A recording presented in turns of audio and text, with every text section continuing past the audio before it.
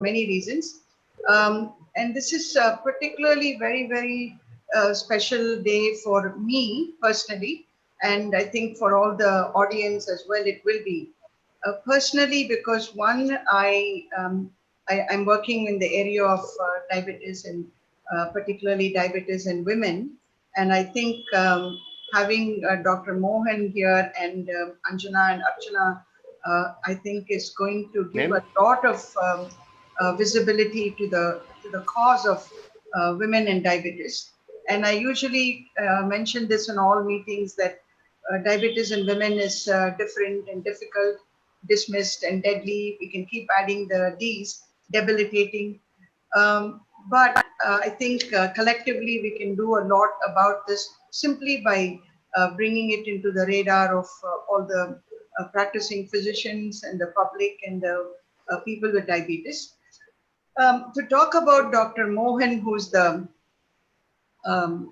keynote speaker for today, he is synonymous with diabetes, not just diabetes care, not just in India, but actually globally. And I have known Dr. Mohan for more than 40 years. When we both were little children, we came to know each other. So, I mean, I'm just saying that we met in medical school.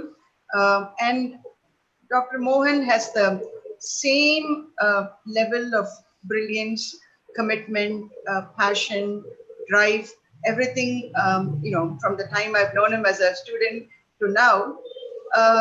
And he has been, I think richly rewarded for his work, whether it is the Padma Shri by the Indian government or the Harold Rifkin Award by the ADA, which is the one of the highest honors and the first Indian to get that award.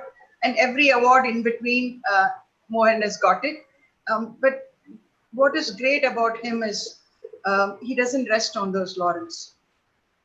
He keeps pushing the boundaries and still is at the, he'll still keeps working to be in the forefront of whether it is research or whether it's education, whether it is clinical work, and such an honor to have him here, and such a blessing to be a colleague of his and to call myself a friend. So thank you, Mohan, for doing this for us today. We also have Dr. R.M. Anjana, who is the director of the Mohan's Diabetes Research Center and Research Foundation. And we all know what a dynamite young diabetologist Anjana is. And yesterday I had mentioned the team of endocrinologists who have been part of day 1, day 2, and today, tomorrow, and the last day. That's the future of endocrinology in our country, and the future is safe in their hands. I can tell you very confidently, the future of diabetes is safe in our country in people like Anjana and Ranjit Unikrishnan in their hands. So I'm just so proud to have them be a part of this program. Archana Sarda is a diabetologist whom I absolutely adore, because the kind of passionate work she's doing with type 1 diabetes, what she's doing with Udan, and just such a incredibly poised and wonderful colleague to have. Thank you so much, Archana, for being part of this. Next slide, please. So in today's program, like the previous days, we will have a keynote address by Professor Mohan, followed by a Meet the Professor session, followed by key takeaways. And by the way, this new feature has been a big success, especially people are able to, when it's given in a crystallized form to them at the end of the program. And then we'll have audience Q&A, which is always the most interesting part of the whole interaction, and people walk away with a lot of good pearls and information. Next slide, please. Next slide. So the keynote speaker is Professor Mohan. I just told you my personal take on Dr. Mohan, but I just want to formally introduce everyone, Mohan to everyone and everyone to Mohan. Probably we can skip Next that, slide. Usha. You've already done enough and we can save No, some no, time. no. You don't have a say in this. Next slide. Next slide. So just to say that Dr. Mohan is the chairman of Mohan's Diabetes Specialty Center and president of the Madras Diabetes Research Foundation. Main research interests are epidemiology of diabetes and its complications, genomics of diabetes and fibrocalculus pancreatic diabetes, has been conferred by fellowships from all the 4 Royal College of Physicians, and most importantly, all 3 science academies of India, including fellowship of the Indian National Science Academy. We received over 180 awards. I forgot to mention the BC Roy Award, which is absolutely one of the best that can be gotten by a medical educator, given by the Medical Council of India, and the first Indian to receive the Harold Rifkin Award. And I have to tell you, I feel fortunate to have been there to listen to that. Published 1,300 papers, my goodness, in peer-reviewed journals, so and including textbooks and chapters, and of course he has been awarded the Padma Shri, and I'm sure more awards are coming your way. And thank you again. Next slide, please. So Dr. Mohan, I have introduced.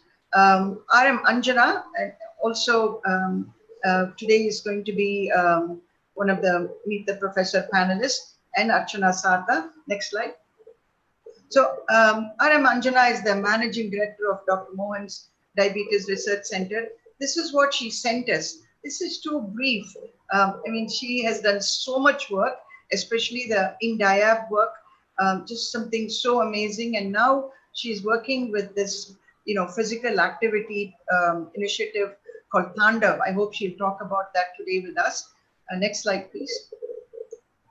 And Archana, the consultant diabetologist, founder of UDAN, an NGO for children with diabetes, supporting more than 700 children, member of the National RSSDI Type 1 Diabetes Task Force. And the kind of work she's doing is so, I think, out of the box and interesting, and passion for diabetes care and education in low resource settings. Next slide, please. The 3 people who will do the moderating, myself, endocrinologist based in Chennai, working now at BHS, and then Meena Chabra and Gagan Priya. Next slide. Meena is a diabetologist who has a diploma in diabetes from the Middlesex University, chairman of the Delhi RSSDI chapter, chairman of the Innovative Physicians Forum, special interest in managing diabetes in the young. I just have to tell you, I feel so fortunate that people like Meena and Shalini, they are in Delhi and I'm in Chennai, but we have such a connection. And just by sending an email or a phone call, they're all giving so much of their time. Thank you so much. Next slide. Next slide, please.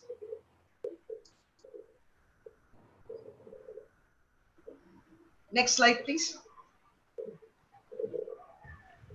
So Gagan will have to wait. Something is. Can we move to the next slide, please?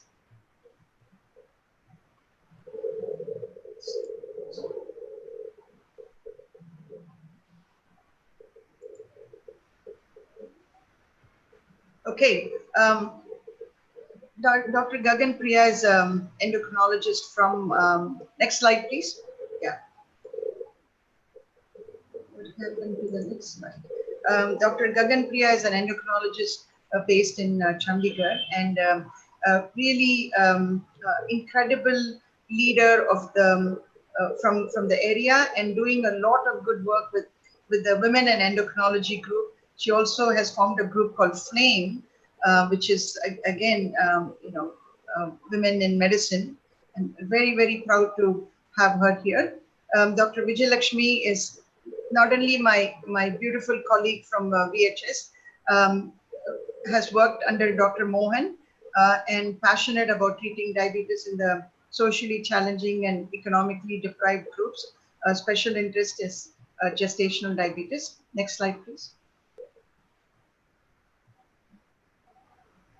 Yeah. Dr. Smita Bhatt will be coordinating the Q&A.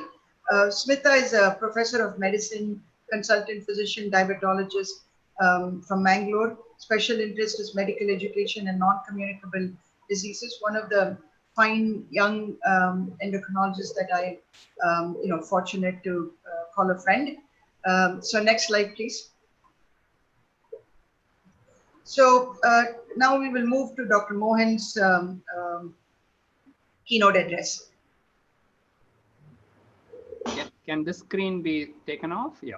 Now Sure. let's see whether I can share. Yeah, I think it's.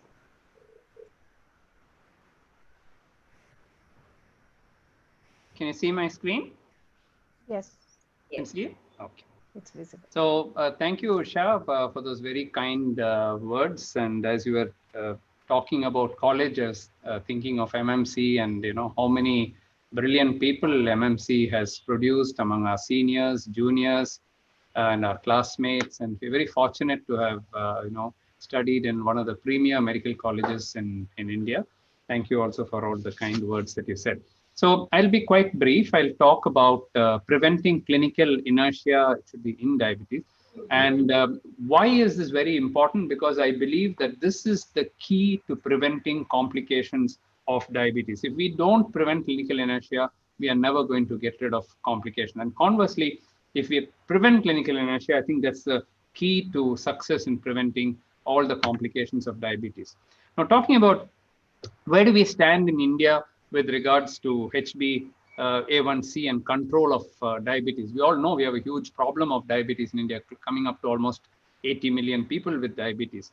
But if you look at the DiabCare 2011 study, this looked at across diabetes centers, and you'll see we have Siddharth Shah there, Shashank Joshi, Dr. Sheshaya, Dr. Sahai, Samar Banerjee. So from many parts of India, Ashok Kumar Das is there, Ajay Kumar, Sanjay Kalra, A.G. Unikrishnan, Wang Nu. So from different parts of India, we selected the topmost diabetologists and endocrinologists, and across, without any bias, looked at what is the A1C of the mean clinic patients in attending all these clinics. And it turned out that the mean A1C was 8.9 plus minus 2.1. So if we add that 2, 9 plus 2, it's 11. Many of them having 11 or even worse. And the mean being almost 9%. Now you may think, oh, that was 10 years ago and now things would have improved. Well, we'll have to see whether they've improved, because we did the same study in 2001, exactly 10 years before. That is DiabCare India 1 and this is DiabCare India 2. And believe it or not, in 2001, the mean A1C across similar clinics was actually 8.6. So we would have thought that 10 years later, with all the newer drugs that we have and all the newer insulins and all the education that we have had and all the conferences that we have had, that the A1C would have come down. No, it actually went worse. Now, there's one fallacy here, one confounder here. You may say, and that argument is well taken, that the worst patients go to these best diabetologists and endocrinologists, because the remaining are treated by physicians and they're all, those are well controlled. When they can't control their diabetes, they push them to these endocrinologists, and that's why it's so bad. I take that point.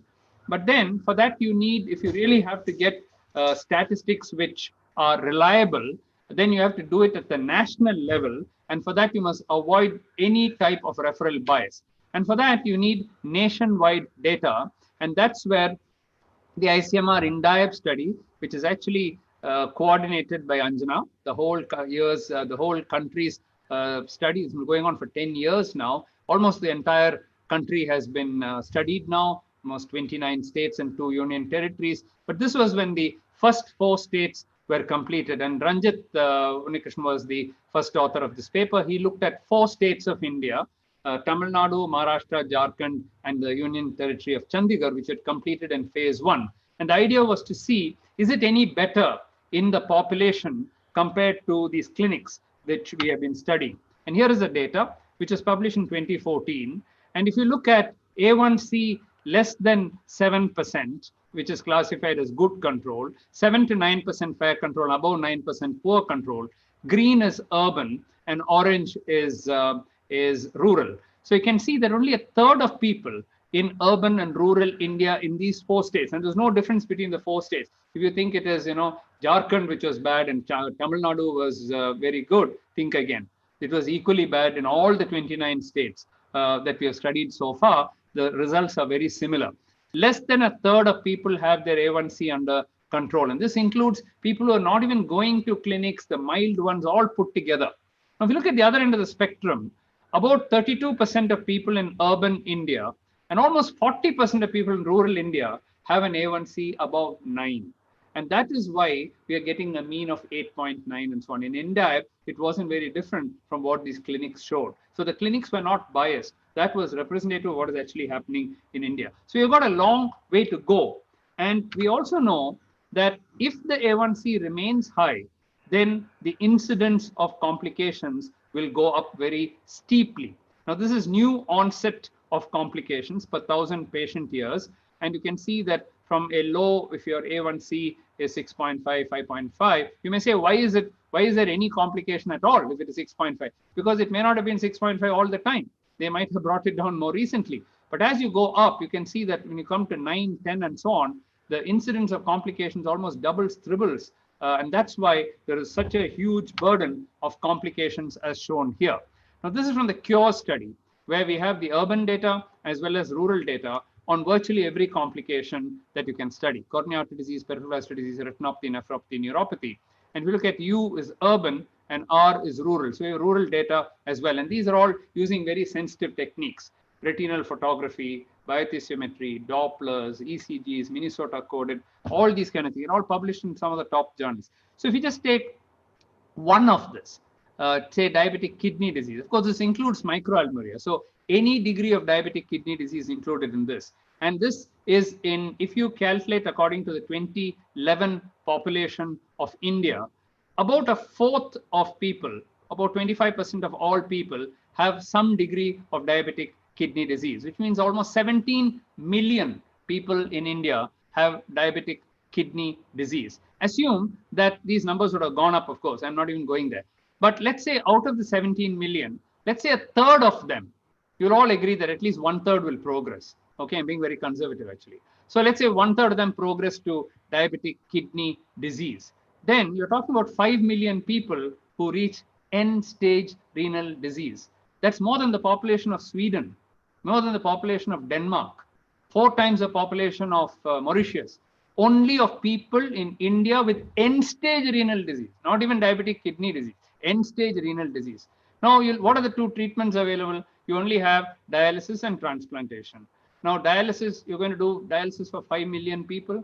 Come on, who's going to do that? Where are the nephrologists? Where are the technicians? Where are dialysis centers? Okay, you're going to transplant 5 million kidneys? You're joking. You can't even get 5,000 in India in a year. So, and the other part is the economic part. If the many nephrologists, including Dr. Mani, have told me that only 2 to 3% of people in India can continuously take dialysis treatment or the entire treatment for end-stage renal disease. The rest will pay for some time, they'll stop and they will die. And some cannot take any treatment at all. Of course, some will go to the government hospitals, but all put together, it's a very dismal picture if you think about these numbers, and therefore something needs to be done. India's numbers from 80 million is going to go to 130, 140 million people with diabetes if we don't watch out.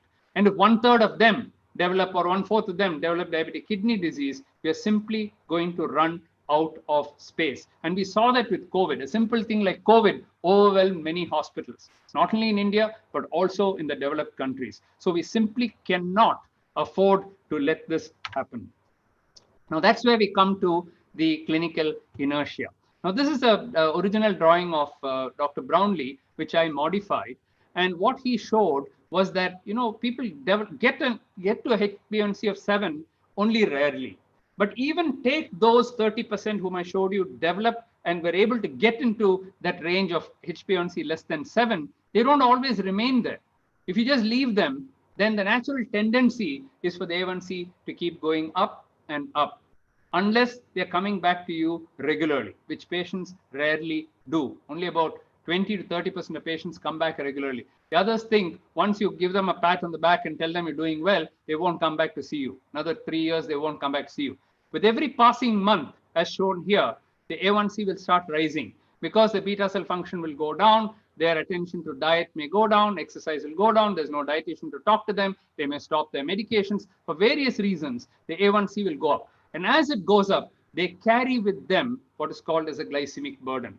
And it's this glycemic burden which damages the eyes, the kidneys, the nerves, the heart, the feet, the brain, and every organ in the body.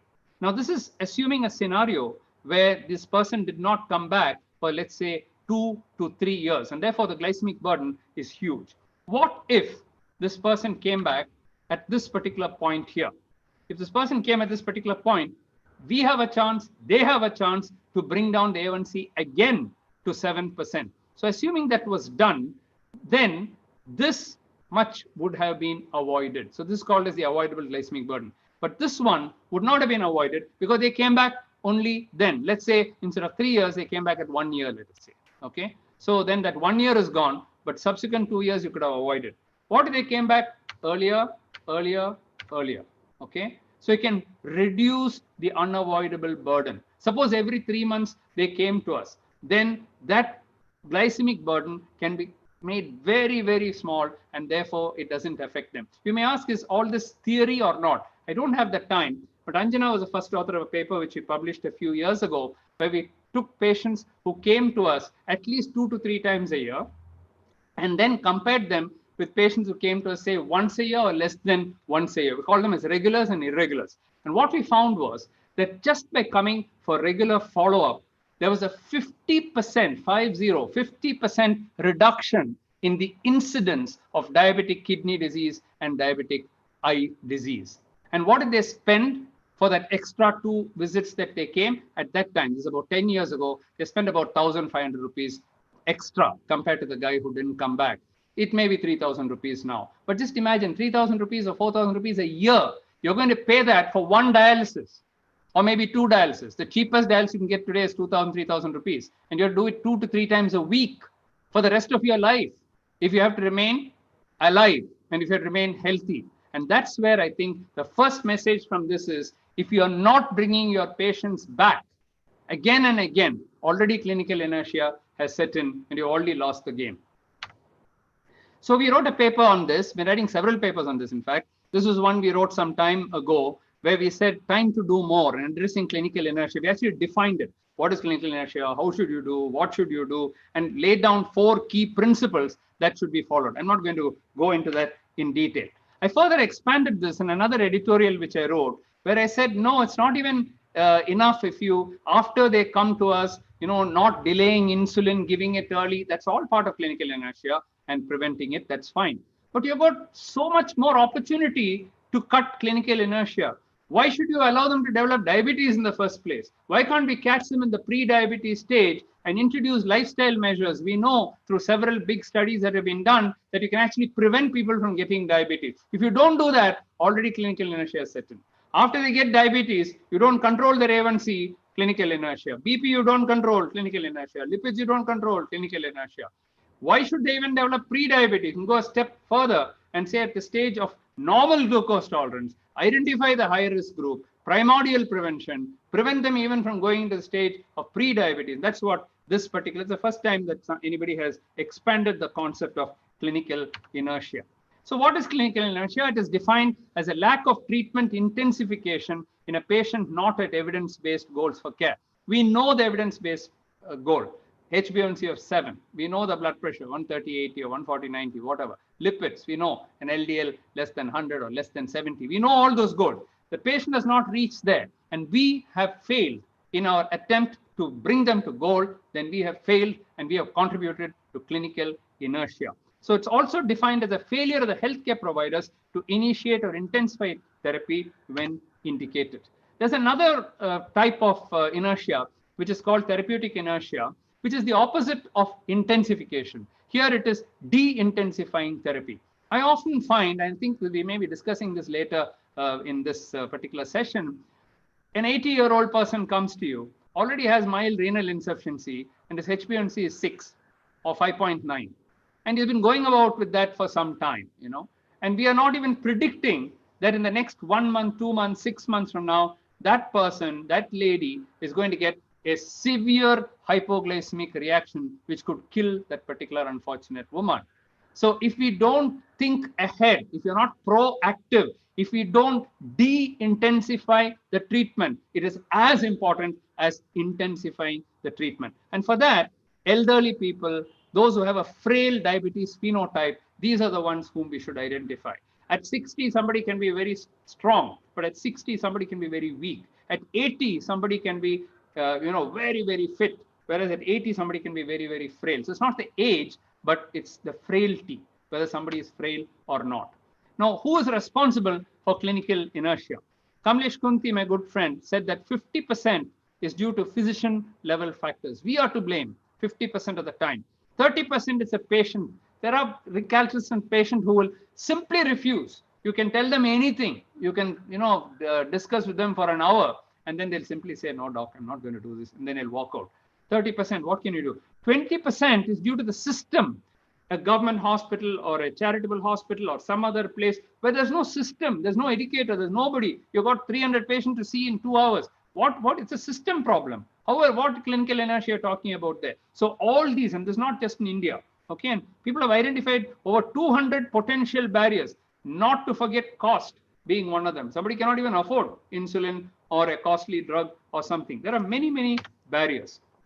Now, this is the conventional paradigm with which we treat our patients. So we start off with diet and exercise, and we know from the UK PDS that even that didn't work. By 6 months, nobody was responding to diet and exercise.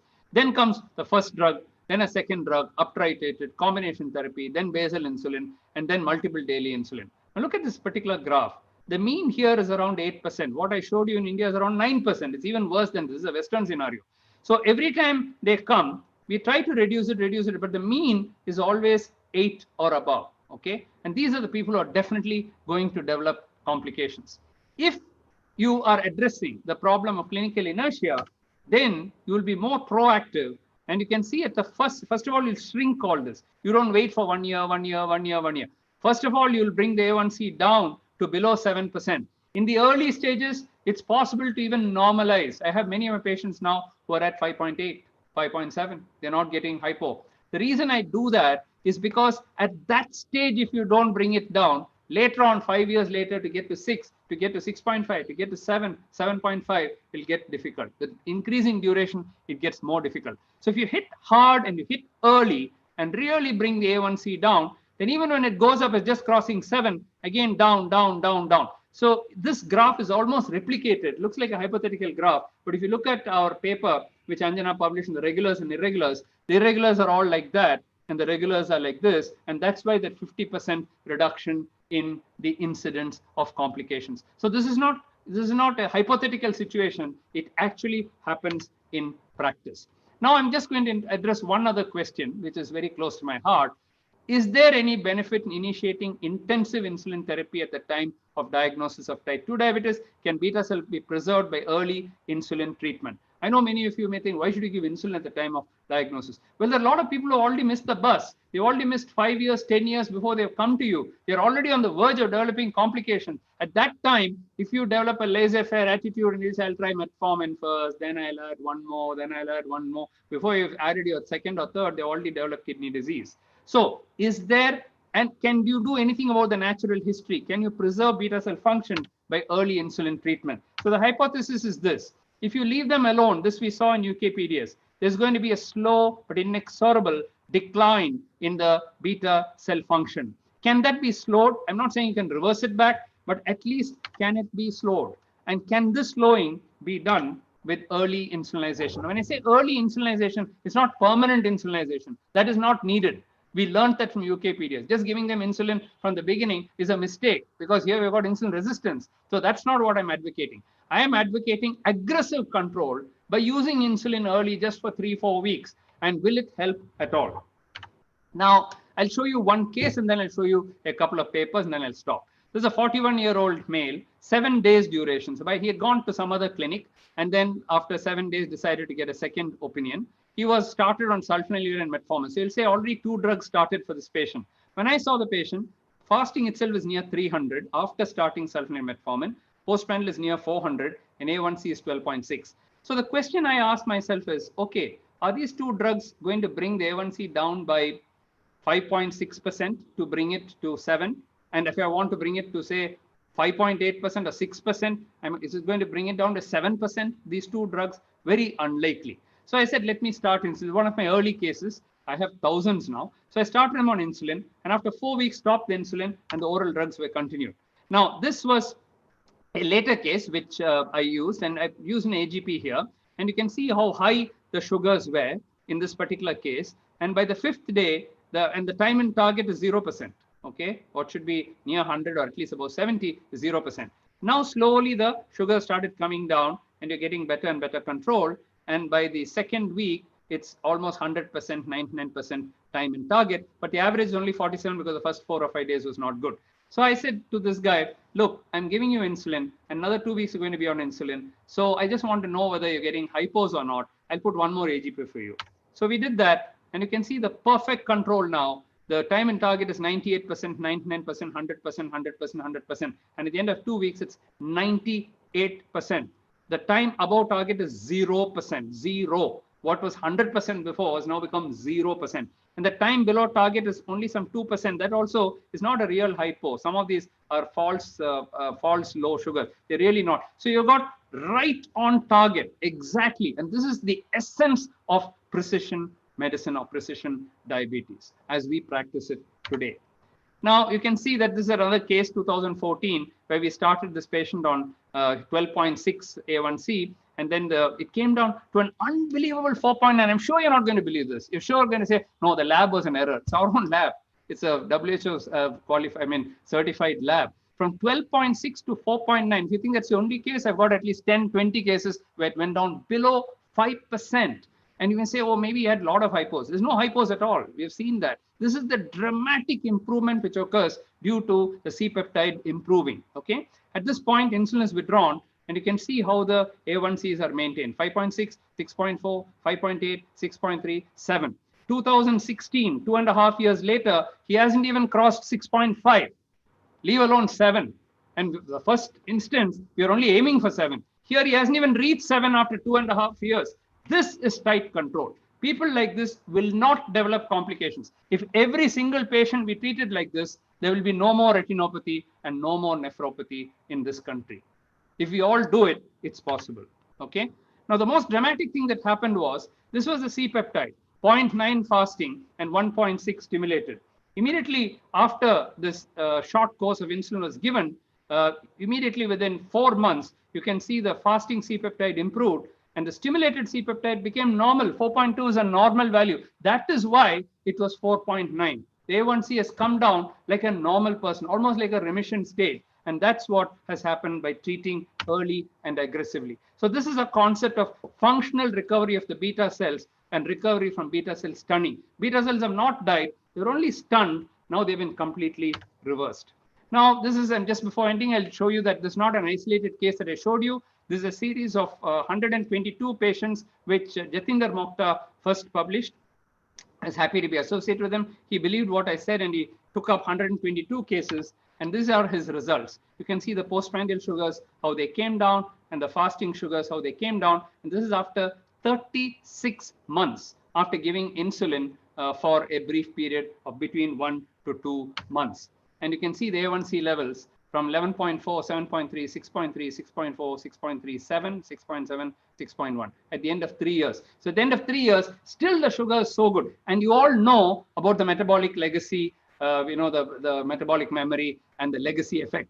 So if for 3 years he has been able to maintain that, I would put it to you that for another 3-4 years or even more, this effect will continue. So effectively about 10 years of life you have gained for this particular patient. This is a larger series which we published exactly a year ago, 426 patients in whom we had initiated insulin at the time of diagnosis. And you can see the fasting C-peptide improved in these patients, and the stimulated C-peptide also improved. And this is at the end of 2 years, still it is much better.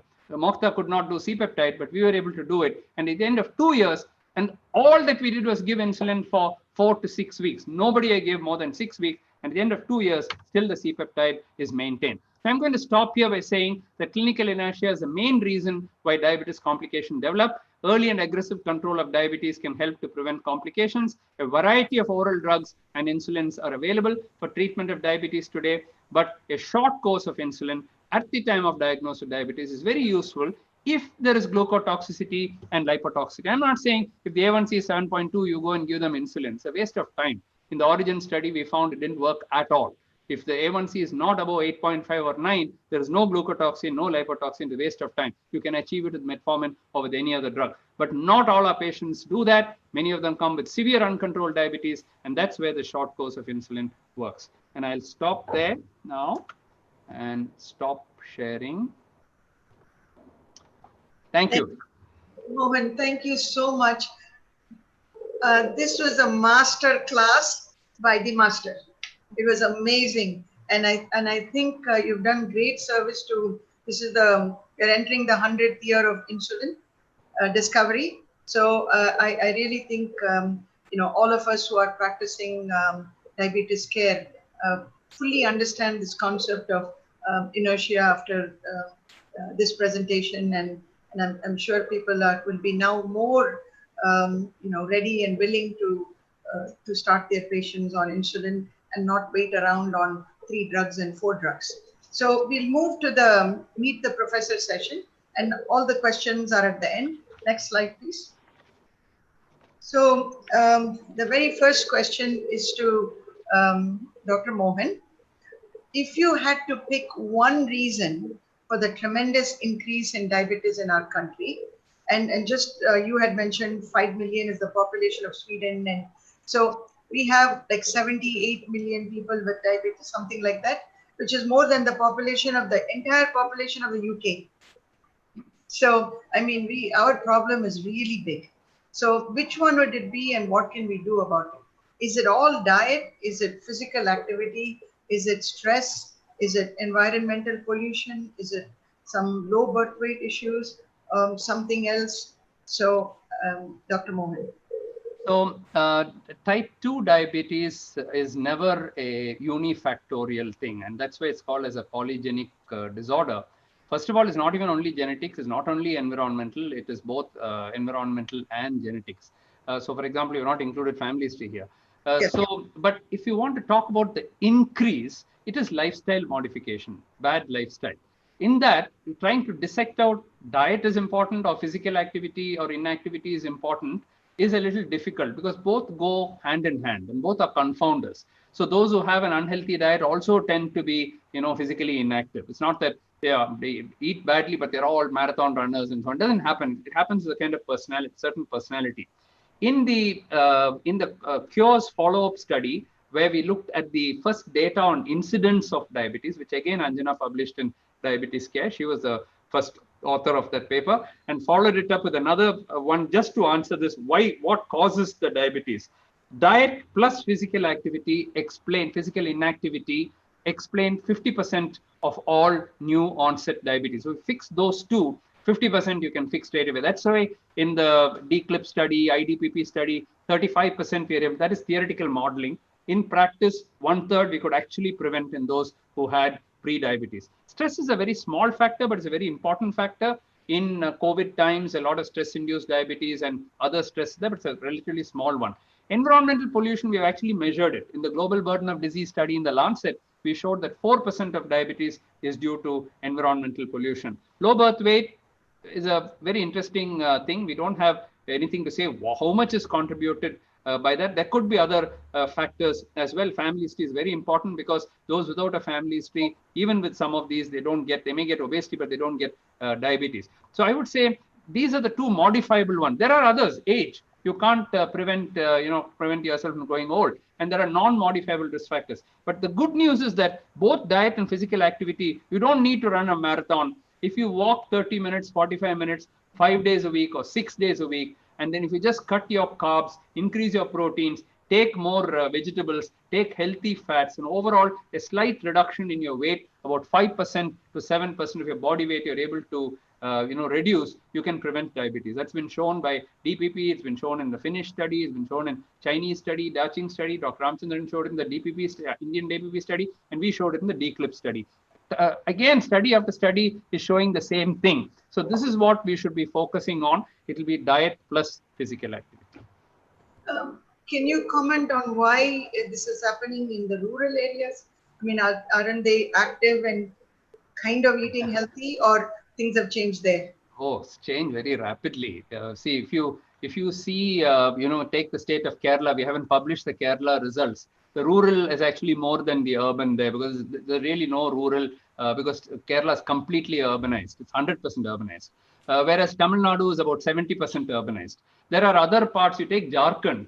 The rural component is when we studied at Jharkhand 10 years ago, the prevalence of diabetes in rural was 3%, whereas in urban it was 13% in Jharkhand.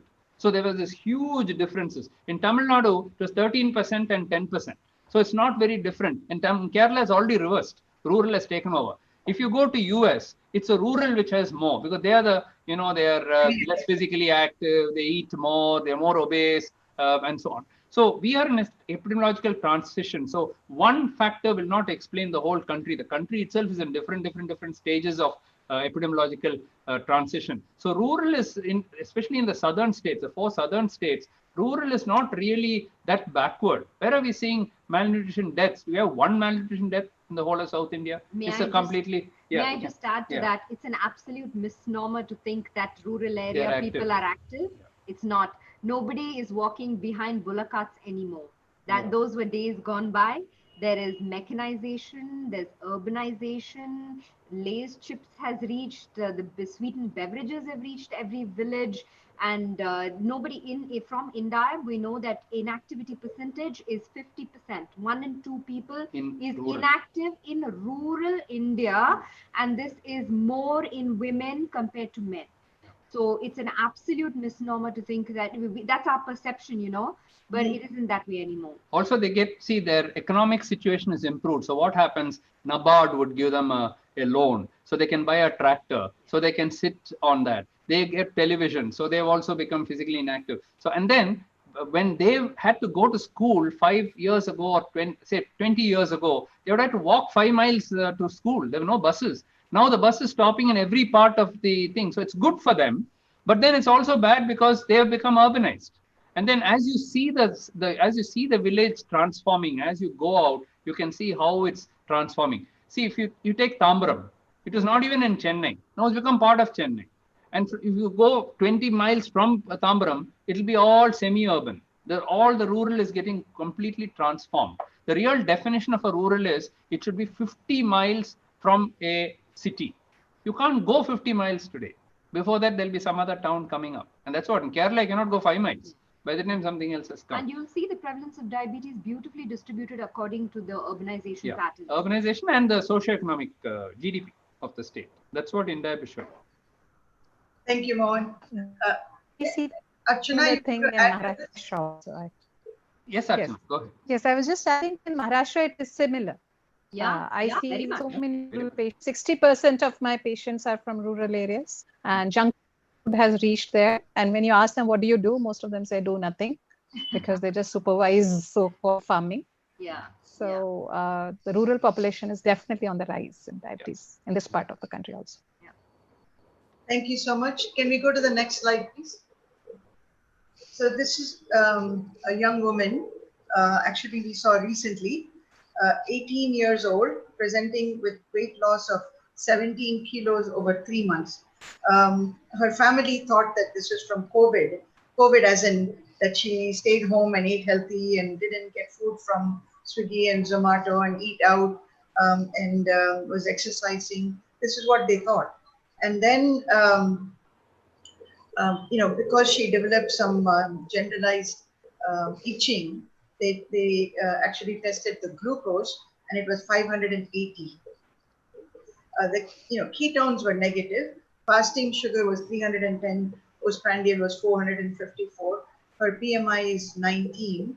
Her father and one set of grandparents, father's side, they have diabetes type 2. So what had happened to her was they had a telephone and then a video consultation with a diabetologist who immediately said, you need to be in the hospital and taken care of.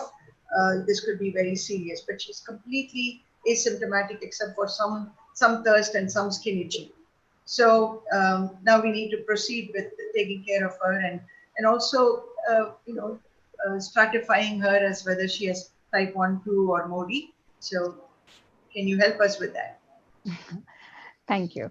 So I will just try to look at this case clinically, and then we will take it forward. And Mohan sir is there, the best person to take us forward into the antibodies and everything else later.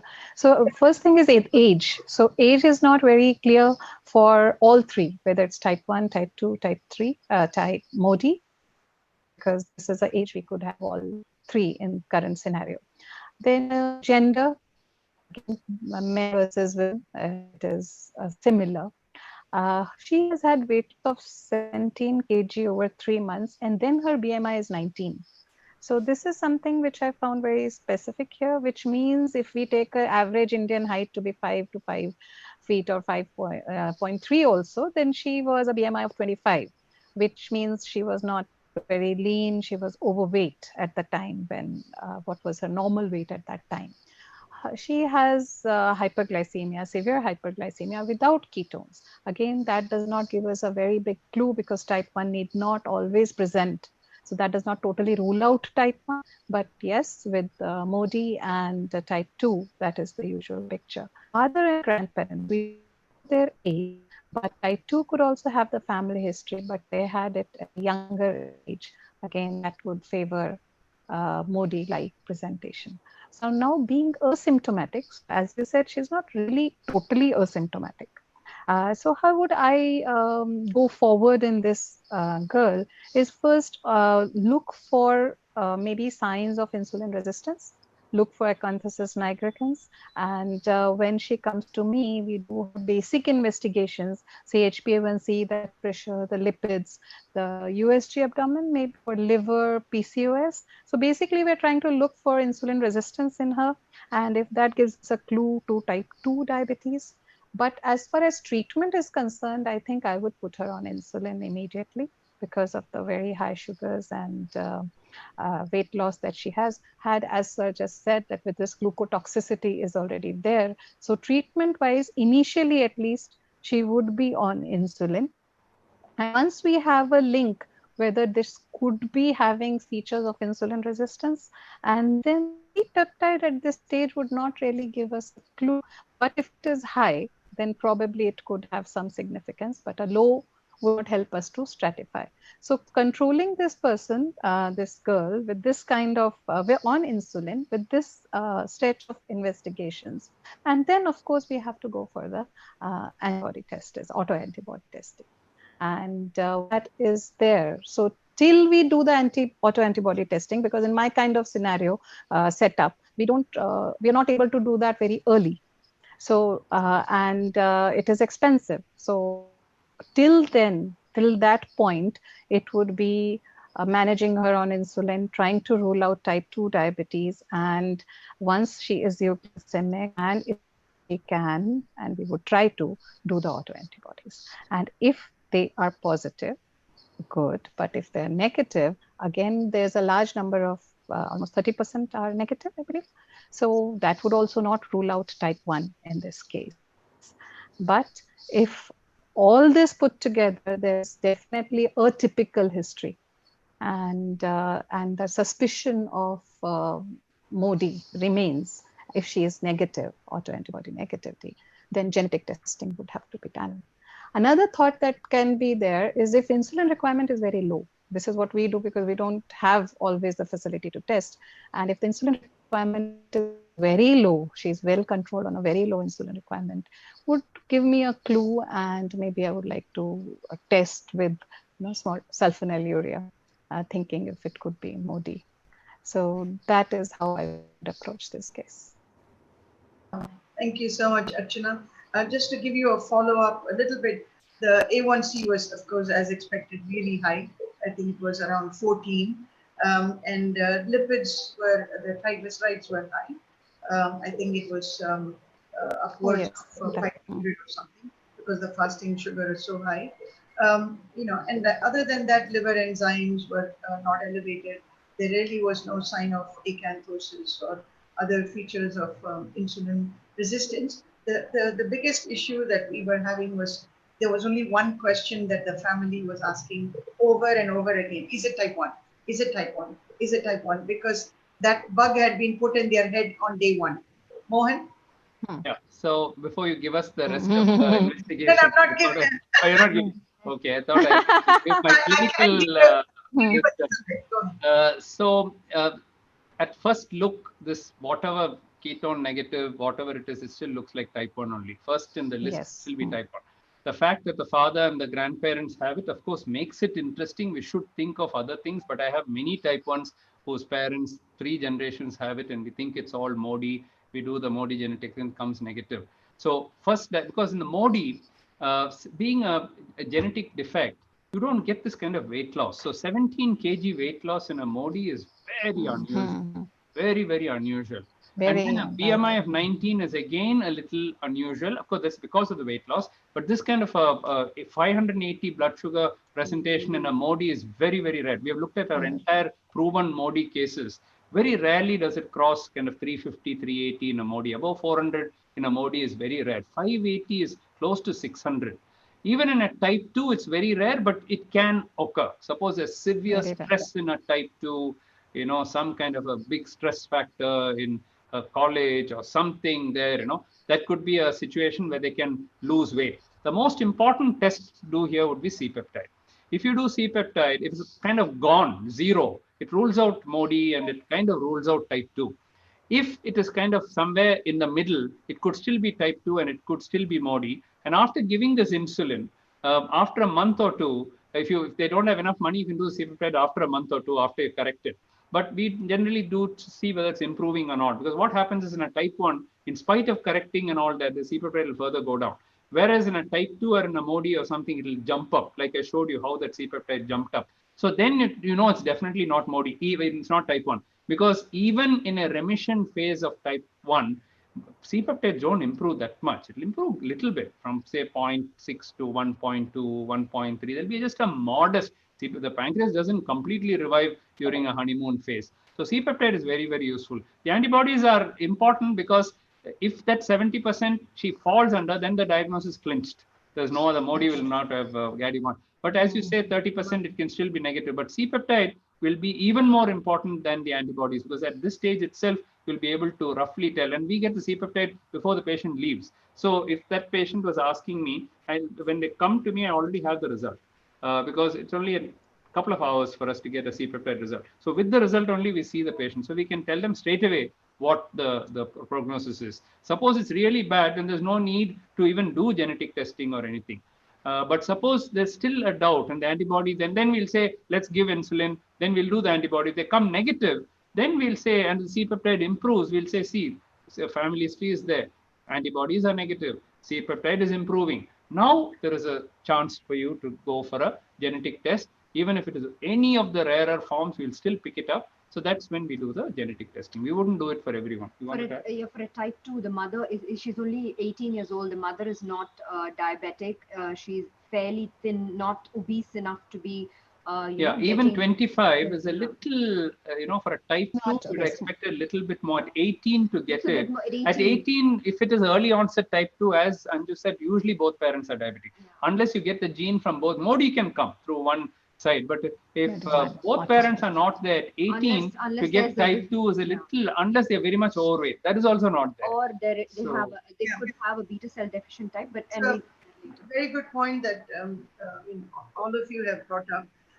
Just to give just a little bit of follow-up, I don't have everything. Yeah. We did recommend, we did C-peptide. It came back very, very, very low. And then we did, gave some insulin. But, as Archana said, for some reason, this person required very little insulin. And the reason was also that the lifestyle of this person was staying alone. Mother had died many years ago for different cause. So we're not able to get the maternal history for that reason. Was staying alone with a caretaker in an apartment. So was drinking lots of Maaza and Coke and, So when we stopped all of that itself, there was a good reduction. And just a small amount of insulin improved a lot, at least initially. Okay. And antibodies, the GAD is very strongly positive. Positive. Okay. Yeah, okay. Very strongly positive. But the insulin antibody is negative. So for now, the patient is on a very small amount of insulin and doing better. We have called for another discussion with the aunt who is the guardian of this boy and of this person, this girl, and discuss. Okay.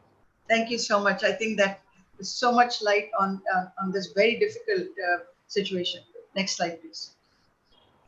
So, Anju, coming to you, how should we approach this whole pre-diabetes? Because should we take it more seriously, just as a standalone diagnosis and aggressively treat it? And I think this is a very good segue to what follow up to what Dr. Mohan had said about addressing pre-diabetes. And then why I say this is there's a general tendency to kind of tell people, your fasting sugar is a little bit high. It's a good thing you don't have diabetes. And the moment we say that, everybody is happy, and then the whole thing is forgotten.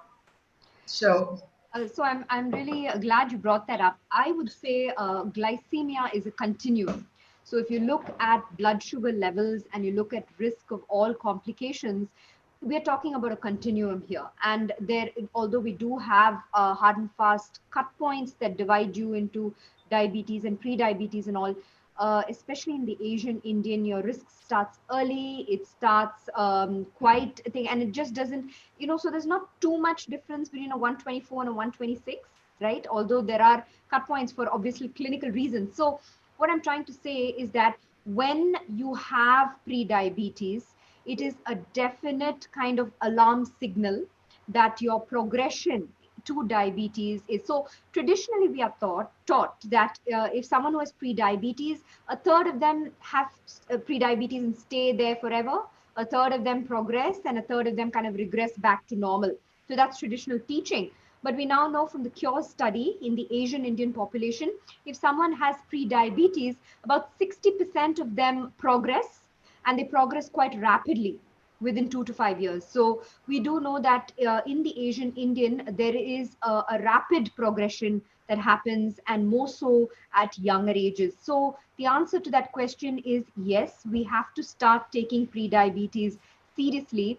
But I think the most important thing to do at this point in time is to start talking about lifestyle. No matter what you do with diabetes, the kind of core is the lifestyle change. It is a change that you're going to make for life, and it's a way of life for you after that, right? So all the mazas and cokes are going out of your life, right? And I think it's a good way to start healthy living that is going to be overall good for you. So whether it is a stress reduction, physical activity, or a dietary change that you're making, I feel this is the most important point to. We have enough evidence to show that diet and physical activity help to prevent diabetes itself, right? And progression to everything else. So we have all the traditional DPPs and all the Dachings and all of that. In India, we have the IDPP, we have our own study, which is the DCLIP study, in which, like we said, 30% of diabetes we are able to, just by diet and exercise, be able to prevent. So this is the time you start talking about lifestyle modification, and this is the time you aggressively implement it. Now, the nature of disease is such that you're not going to be able to get rid of it forever, but the drugs and everything are an add-on that come after that, because this is a for life kind of thing that you do. So if you ask me, what about drugs at this stage? Well, the recommendations say that you start metformin when there is a combined IFG plus IGT. So before that, there's no necessity to start any other drug, and that's how it stands out. So yes, we should take it seriously. Yes, we should treat aggressively. But the most important thing we start doing is making that lifestyle change for life. Just one more question pertaining to this. Do you think, and I'm bringing this up because Dr. Ramchandran's study had said that stressful life events and physical inactivity are the two things that make it go fast to diabetes. So should people do things like yoga and meditation? So I would say you take a holistic approach. In India, the physical activity levels are so terrible that you definitely have to start doing some physical. So urban India, we know that 80% are kind of inactive. Rural India, about 50% are inactive. So that in total, starting some level of activity for every individual is definitely going to play a role in getting glycemia better. Now, having said that, the stress component is a kind of all-round component that decides whether what you eat. If you're stress eating, right? So you're doing all kinds of other things. There are all kinds of hormones. So I would say there is a holistic approach that one should start taking to this. The physical activity is mostly for body, but the yoga, especially pranayama type thing, helps the mind, both of which are extremely important. They go hand in hand. They're not either or. So either if you're doing, yogic asanas that are quite active. Now, what I find is that with yoga, people don't go to that kind of level. So you still need to do your walking and your other stuff to get your heart rate up, your fat burn there, and your muscle kind of responding to all of this, right? Whereas the yoga part works wonders on the mind in terms of stress reduction. And so I would say, yes, all of these components are important, not to forget the diet. The diet is important too, the physical activity part of it. However, the hardest part is the diet, by the way. So it's easier to start physical activity. It's the easiest to start the pranayama because that's the most accepted. So the pranayama starts first, followed by the physical activity. And then when things go totally out of hand, they then start thinking maybe we should start the diet as well. Right? Thank you. Yeah. Archana, you want to add anything? No, I totally agree. We are doing the college programs trying to create awareness in the young. And when screening happens, we find so many people and and when we look back to our patients who come to us saying that they have got diabetes now, their 5-year-old file, 6-year-old file, long back, they were actually pre-diabetic, which was missed. So this is very, very common every day. Thank you so much. Next slide, please. I hand over to Meena. Wonderful talk by Professor Mohan and Dr. Anjana. Thank you so much. But I have a question for you, sir. Yeah. Do you go by the guideline, the magical figure of less than 7 in all age groups? Or do you think that younger people should be controlled more aggressively? So we've divided into different age groups. Do you think the people who are diabetic between age 20 to 40 should have different HbA1c levels? And what about the guidelines? Because 2 years back, there was immense debate between the ACP and the others, the ADA, the ACE, and the ACP came out with a paper saying that 7 to 8 is reasonable. So what is your take? Should we have differential HbA1c cutoffs for different age and people with different comorbidities? 100%, because I think we are doing it anyway, so that is what personalized diabetes is all about. So when we see whatever guidelines we read, whatever conferences we attend, finally we have a patient sitting in front of us. So we're going to take that patient as a whole. What is the age of the patient? What is the comorbidity of the patient? Did he have a heart attack earlier? Does he have proneness to stroke or something? Does he have any other problem? Does he have any other problem which is going to affect his life? For example, if he has a malignancy and is unlikely to live for next 5 to 10 years, why should you go and challenge him with hypos and so on? So you have to take the whole thing. So I think for the first time about 4 or 5 years ago, when the EASD ADA guidelines came, they put where you have stringent and less stringent, and there it includes everything. The how cooperative is a patient, what is the mental health of the patient. Somebody who's not going to cooperate with you, you can't go gung-ho on that patient, and then so you have to take, and then what is the life expectancy, what is the age of the patient, so many factors you have to take into comorbidities, what is the risk involved in getting very tight control. So based on that patient who's sitting in front of you, you decide that this is probably what is best for that patient. Now, having said that, the younger the patient, we can take more risks. Obviously, a 30-year-old person who's coming to you at that time, as I said, if you don't hit hard at that time, when are you going to hit hard?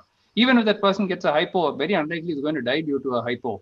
So you can go, and so the lowest A1C that you can get in that particular patient at that particular time is what we should aim for. And there, I think we shouldn't be satisfied with 7. We should try for 5.6. Why can't we try for 5.6? If it is possible. I'm not talking about a type 1 patient who is going to get such bad hypos where you can't. But I'm talking about a type 2 patient who would have only started at 7.5 or 8. So why should you just stop 0.5%, you reduce and you're happy with it? No, you're not going to improve the beta cell function. So there, if you can cut it and make it really come down to below 6, as close to 5.6 as possible, then you're getting a long period. As I showed you actual cases where for 1 year, 2 years, 3 years, 4 years down the line, they're still below 7, they're still below 6.5. So you've gained so many years. If your whole attempt is only to bring it to 7 and leave it, next you can rest assured 6 months later it'll be 7.5.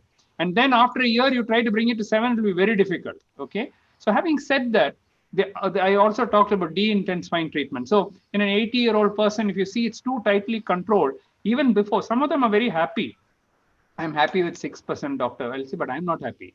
I'm scared for you because you need not. You have already finished 25 years of diabetes. You don't have microalbuminuria, you don't have retinopathy, you don't have anything.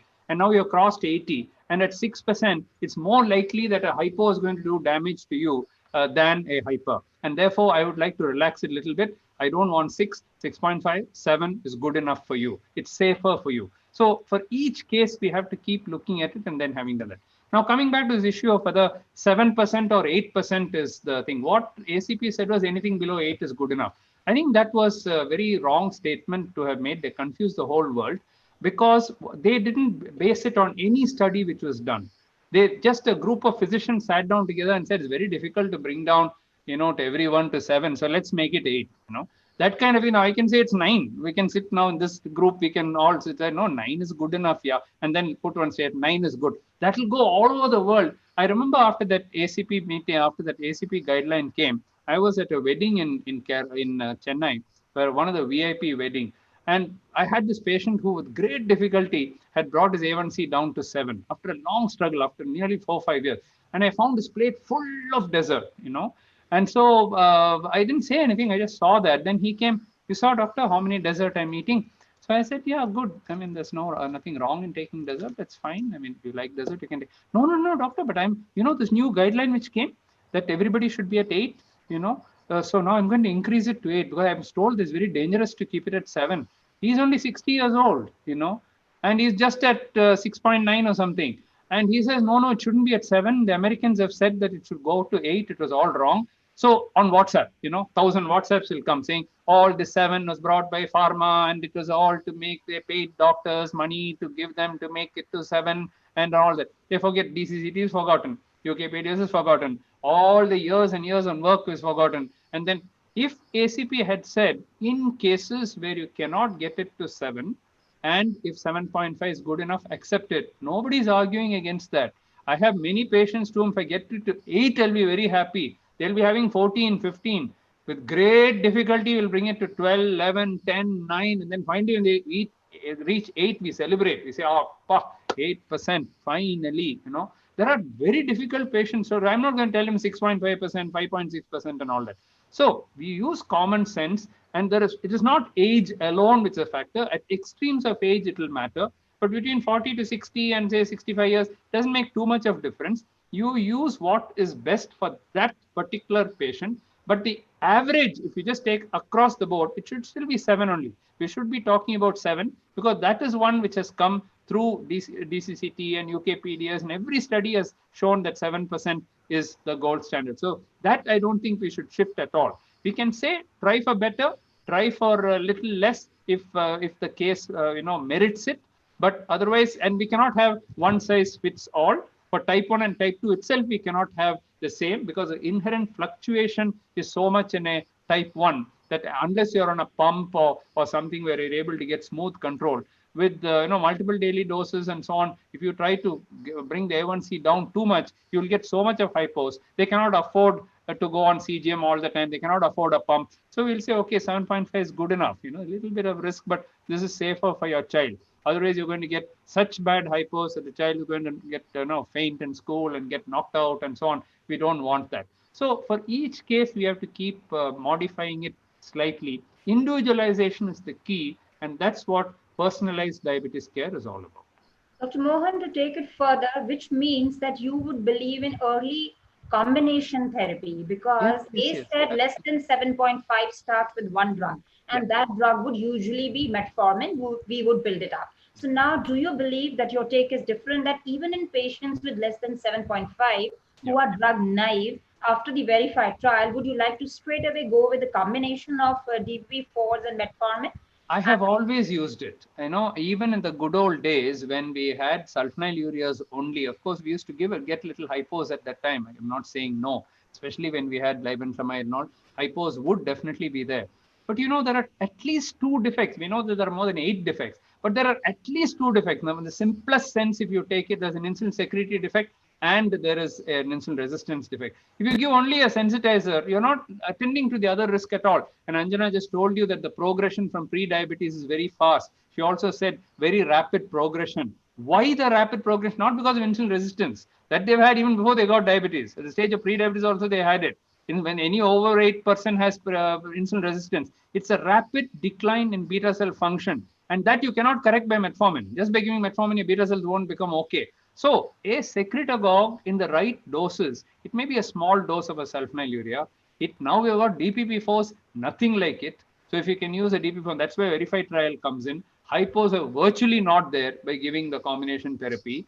And so we are writing a commentary on the verified trial, which is published now. So early and aggressive treatment, I said with insulin, but it need not be with insulin. When you come down to say A1C below 8 and all that, using 2 drugs instead of 1, I showed you in that graph how using 1, it takes such a long time. But if you use 2, you're hitting hard and bringing it down fast. So I definitely believe in early and aggressive treatment. I also believe in using early combination therapy. I also believe that addressing different pathophysiological components of the defects is very important. Instead of using only a sensitizer, only a this, it is better. And the combination can be of anything. Suppose you didn't want to use a DPP-4 inhibitor, but this patient is overweight and you think he has little cardiovascular risk. Use an SGLT2 along with the metformin. What's wrong in that? You'll get more weight loss. The weight loss is what you need to get. You may use a GLP-1 receptor analog if you think that's going to produce better weight loss in a particular patient. So today the choice is wide open for us. I would use still good old sulfonylureas. What's the difficulty in using a drug like glycoside or glimepiride,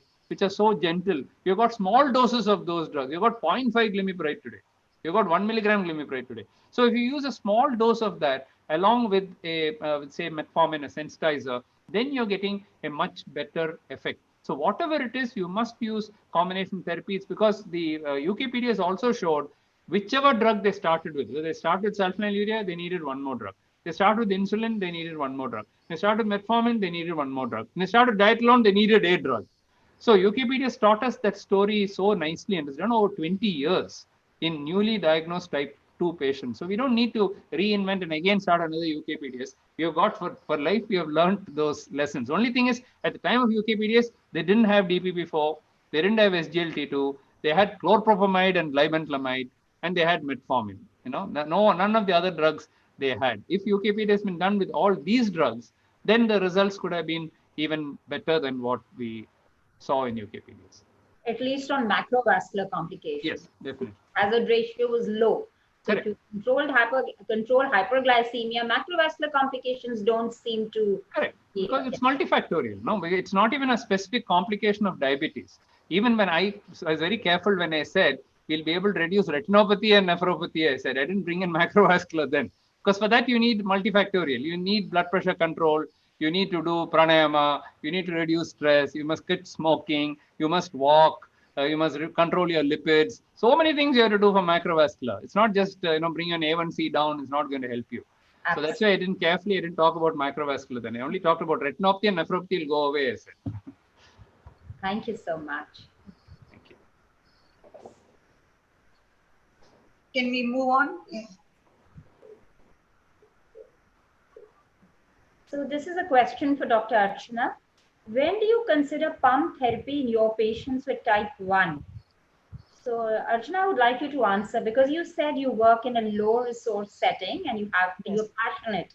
So who are the patients in whom you recommend the pump therapy? Yeah. And what are the challenges that you face in the Indian children?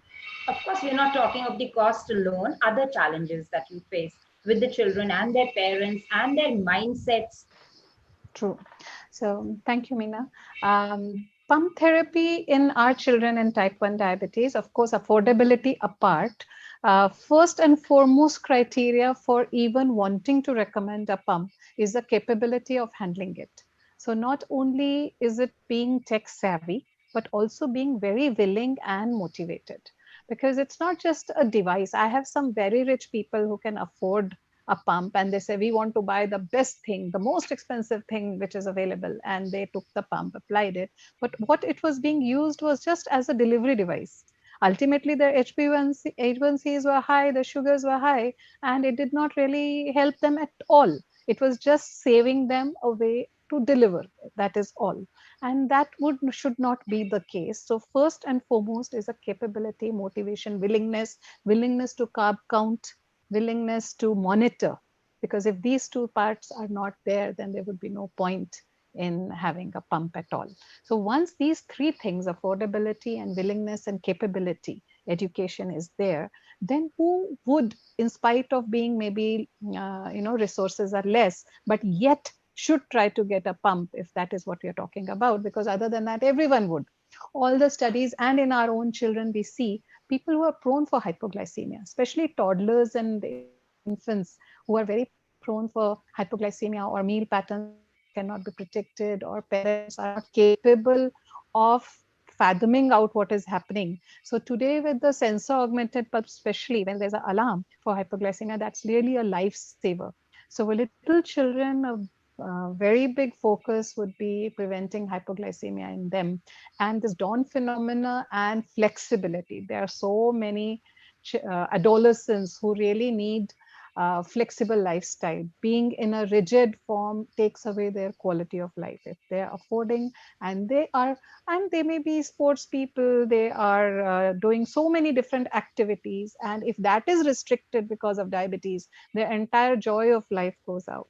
So on a very social angle, but yet mental, psychosocial angle, which is very important for them to take care of themselves. Those people, brittle diabetes, that is a very, very strong medical indication where we would like to have a pump, especially the sensor-augmented kind.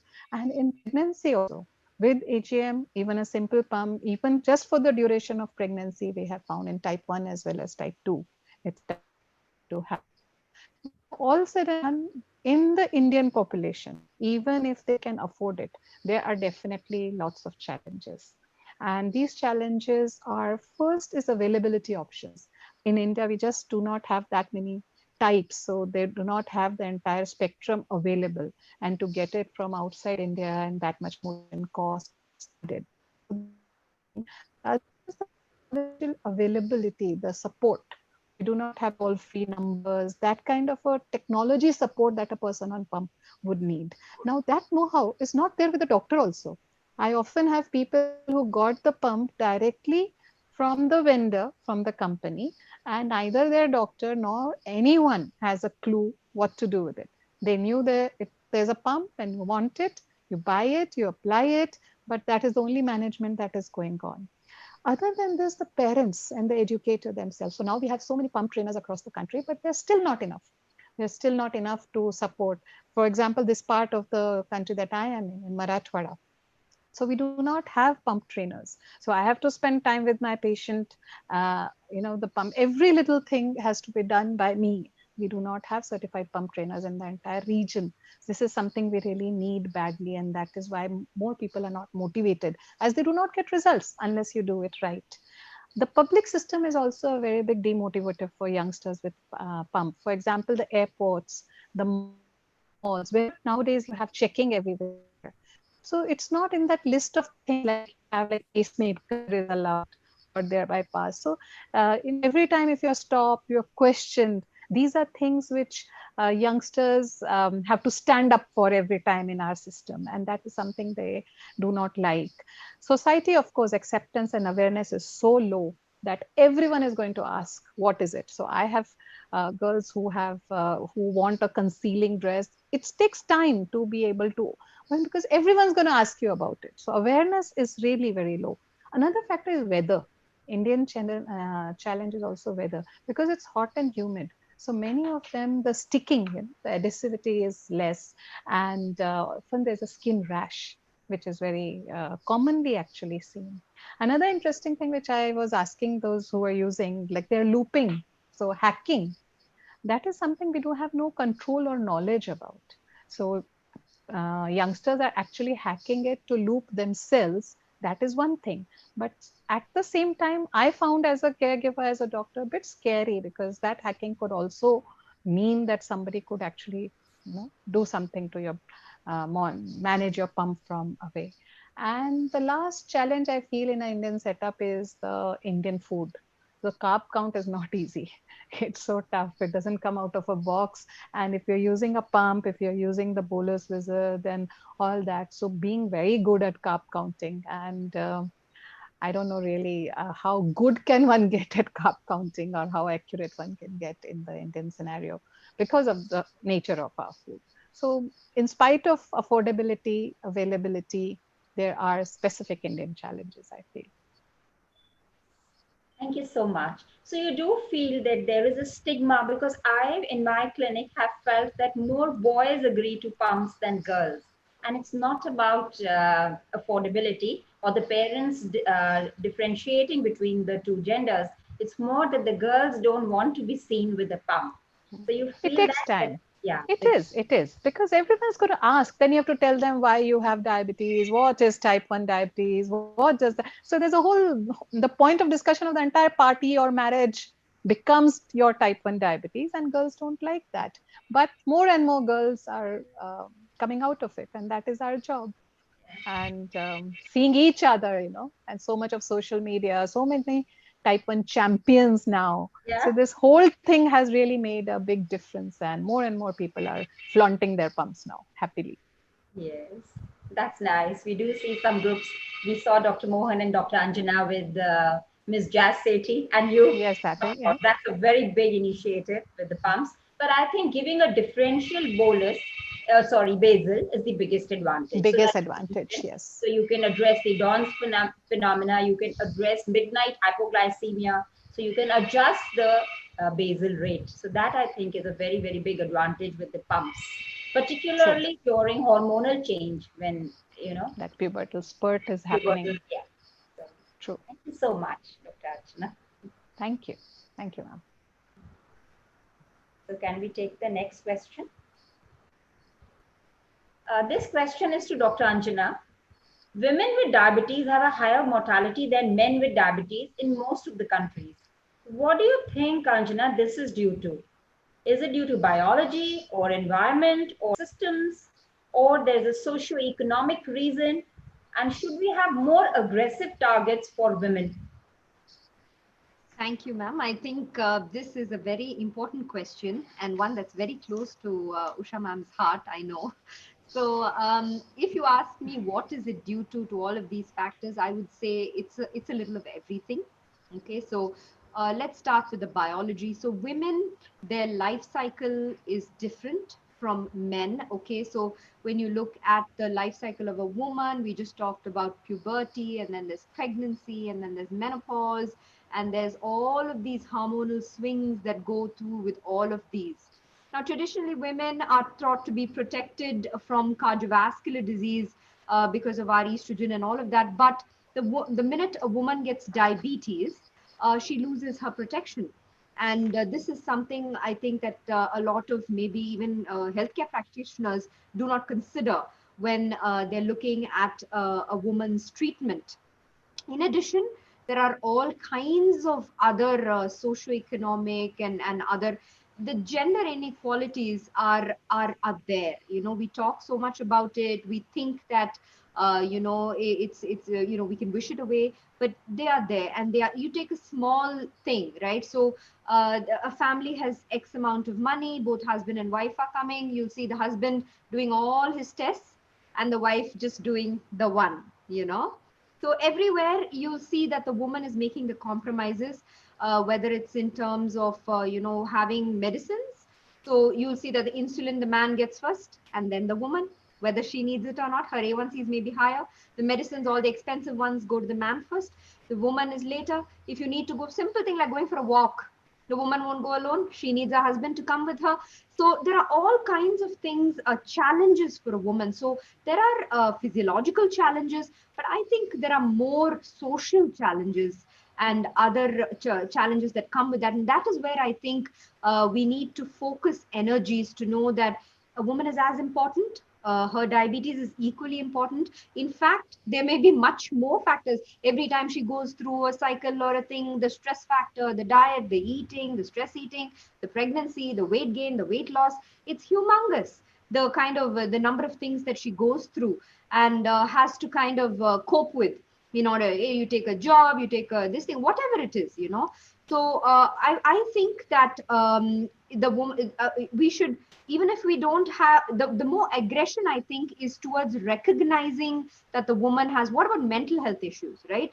Obesity is high in women, mental health issues are high in women, they're hidden more in women, they don't want to talk about it, social taboos, all kinds of things. So I would say, rather than looking, I think what the important thing is to recognize the equality of, and that's where the aggression and the things should come in, to see that they're equal, basically. So, and if at all, the woman needs a little more attention than the man. Thank you so much, Anjana. Interestingly, in Delhi, women are ready to take GLP-1 agonists, even though they are expensive, because they want to address their Lose weight. weight, maybe? Yeah, weight. So thank you so much. And we proceed.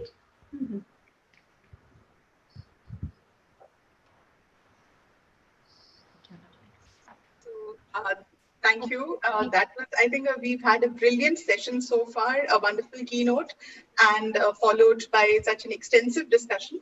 I'll go back again to Dr. Anjana with a case scenario. A 41-year lady, she was diagnosed with type 2 diabetes about 6 years ago. She has a BMI of 34, the kind of patients that Dr. Meena just spoke about, who are willing to take GLP-1. Agonists, and she's on metformin 2 grams, canagliflozin 100 milligrams per day, and vildagliptin 50 milligrams twice daily. Her glycated hemoglobin as of now is 7.9, and she has a sedentary lifestyle. So now the real question is, how do we approach both her diabetes as well as a weight problem? And at what point in such a patient should we consider bariatric surgery as an option? Yeah.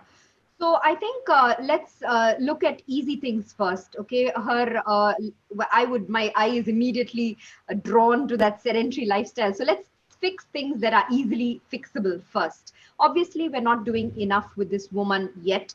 6 years duration of diabetes, if we've not educated her about the importance of exercise and decreasing sedentary behavior, somewhere we are not doing our job well enough.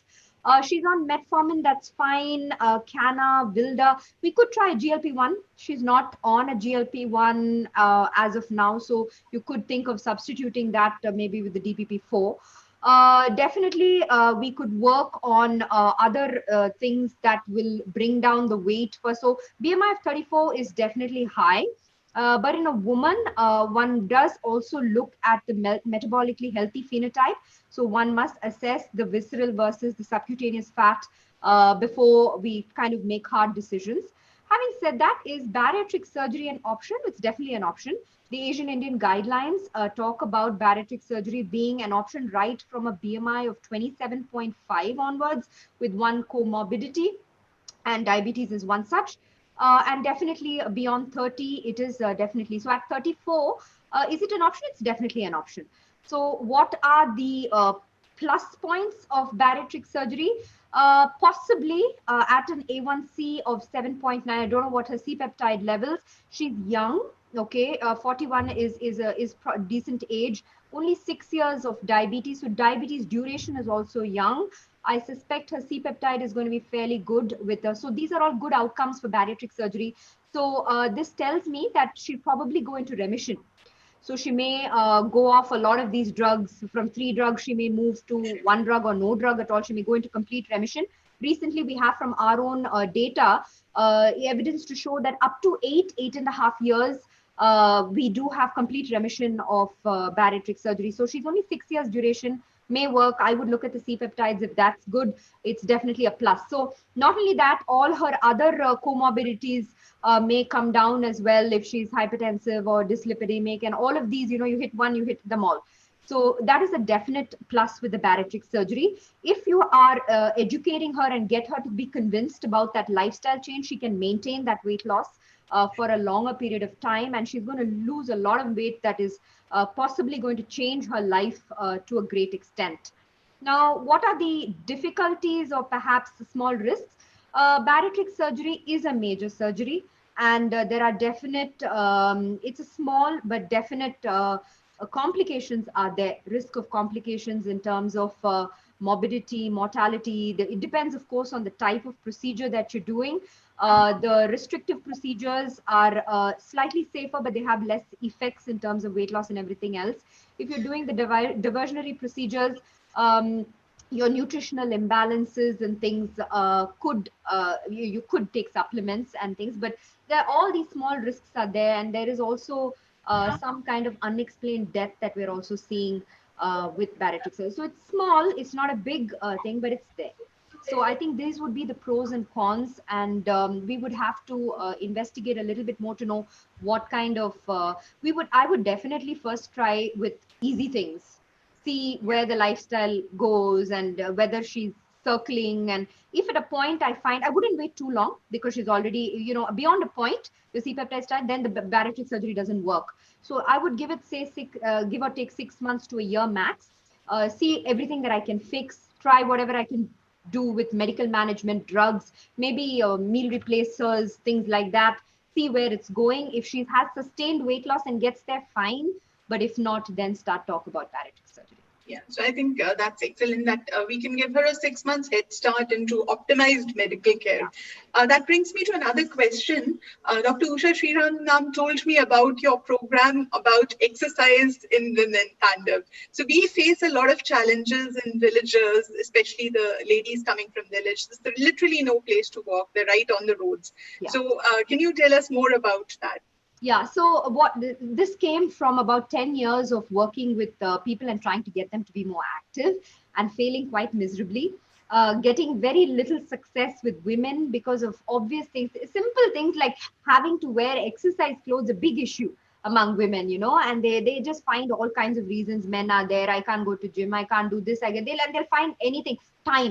Time being, a woman just doesn't have any time. Whatever she's doing, she just doesn't have any time. So this led me to kind of think about what can I do to reduce the time and give a woman the benefit she needs. When I say 60 minutes, not happening. I've been trying, so 10 years I've been trying it. People are not buying it, right?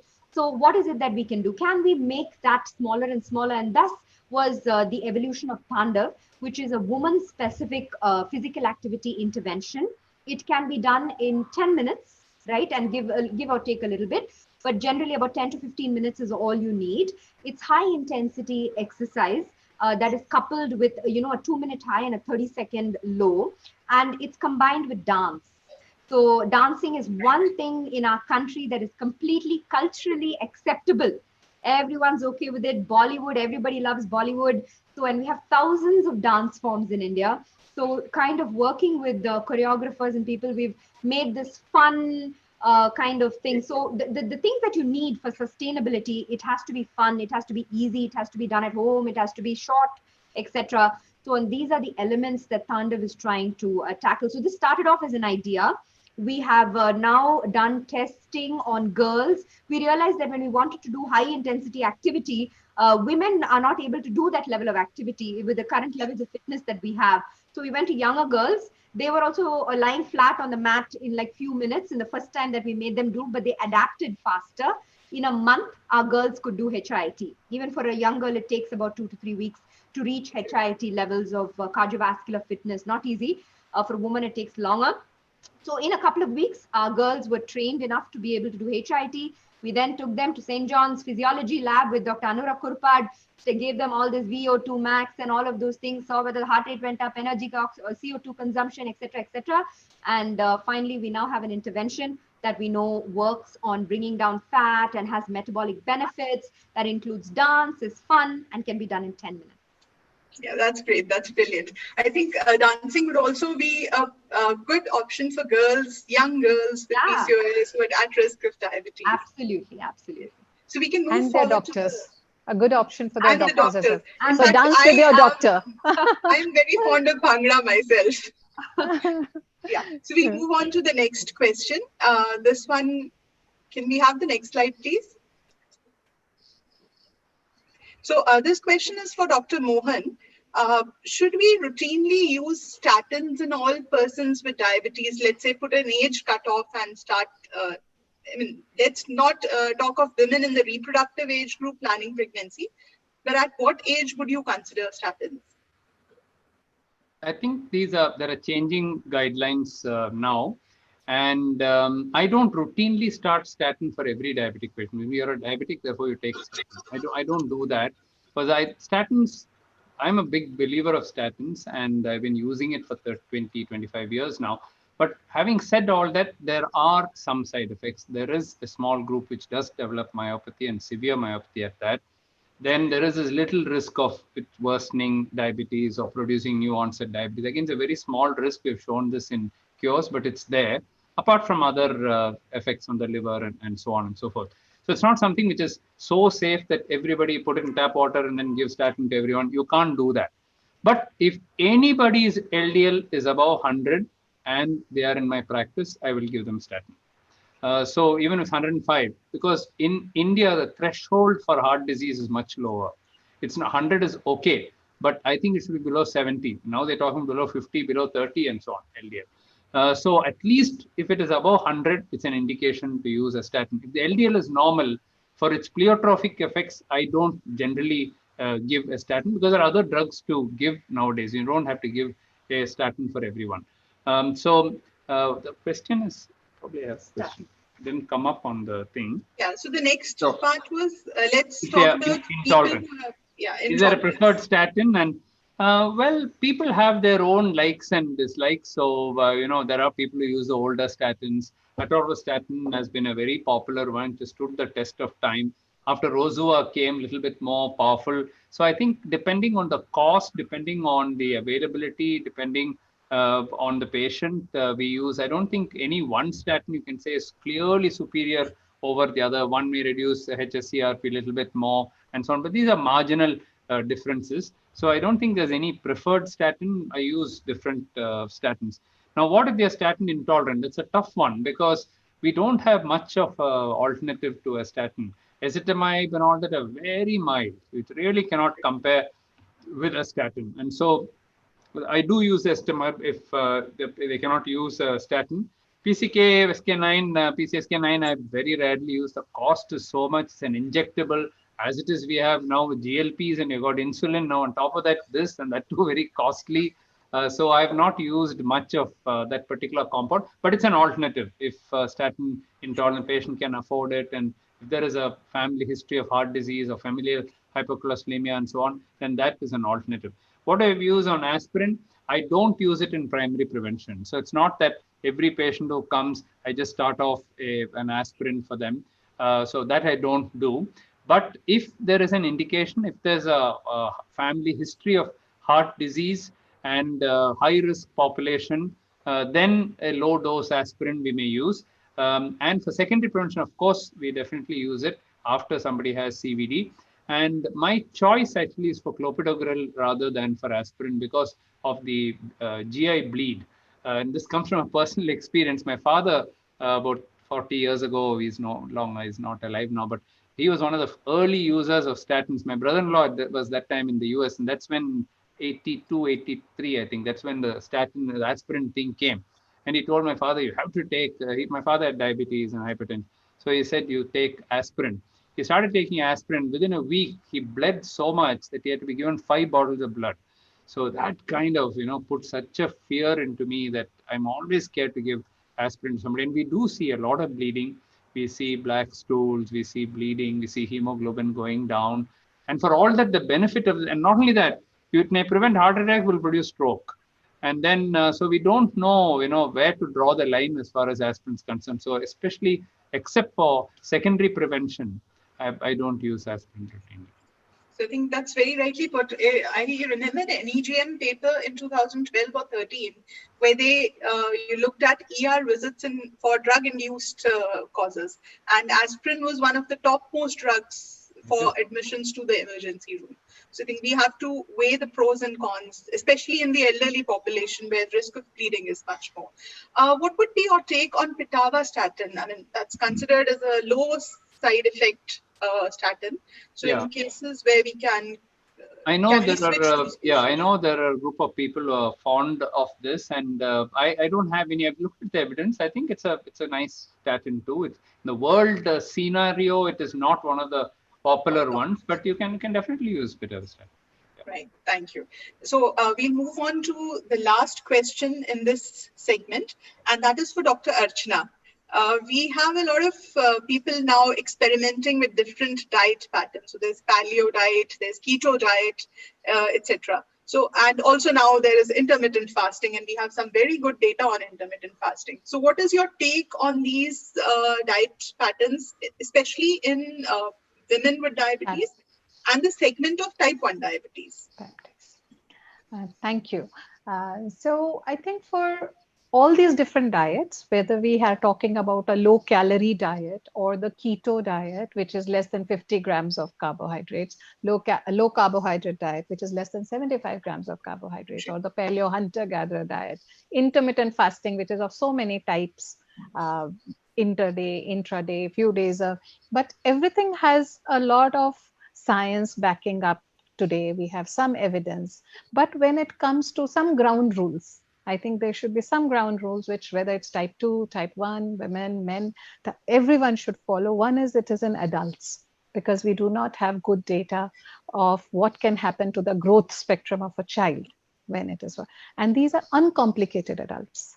So adults who are uncomplicated, who are willing to monitor themselves in an optimum manner, preferably with CGMS, or at least in a very, very intense SMBG they would be willing to do.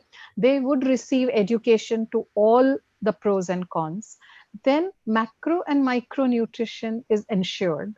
They are under the supervision of somebody who's qualified to supervise them for that.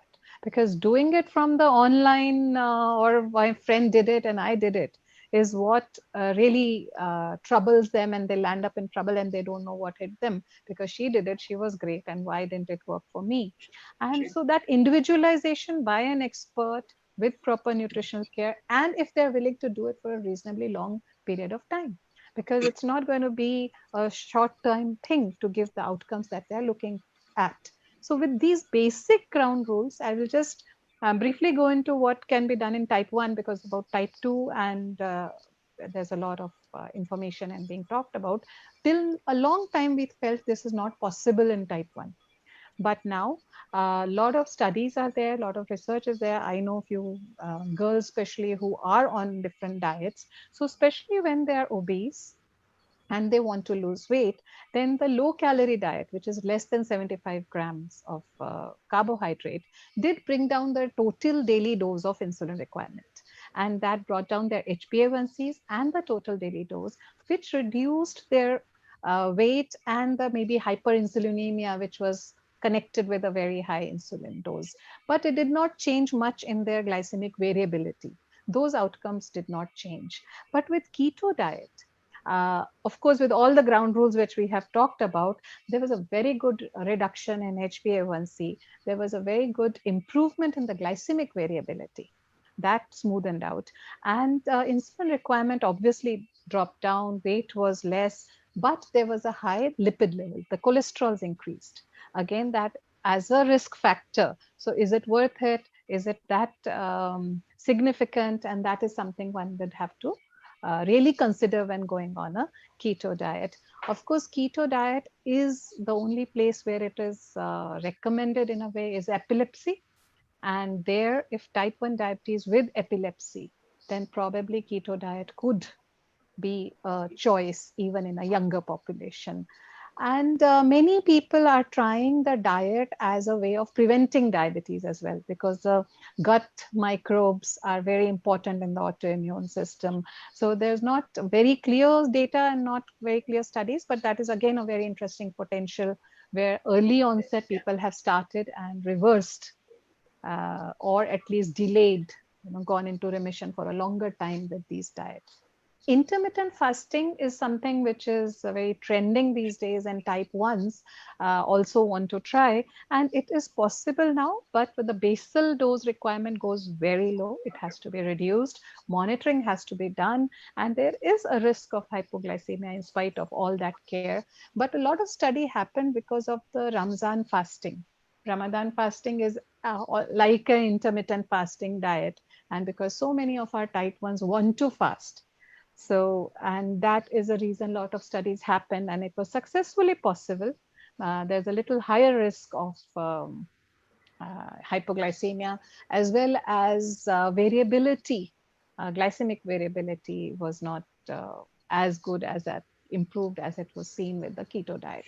So probably we can think of all the these are no longer fancy diets. These are all scientific diets, but very strong individualization. And there is a lot of study, and we see also in the psychosocial aspect of these diets, because, and there is a whole spectrum of how different they are. I mean, almost 50-50. 50% would be saying that it gives them a sense of well-being, and it really has taken them out of their depression and that kind of scenario, while the other 50 is exactly the opposite. So again, there's a lot to be done, researched, evidence, studies. But if and when needed, these are now possible, especially now with the better monitoring devices and insulin delivery devices. Thank you so much. I think the key word is individualization, yes. Finding the right supervision diet and supervision. Yes, I think with that, we've had an excellent Meet the Professor session. I'll hand over to Dr. Vijay Lakshmi for the key takeaways for this session.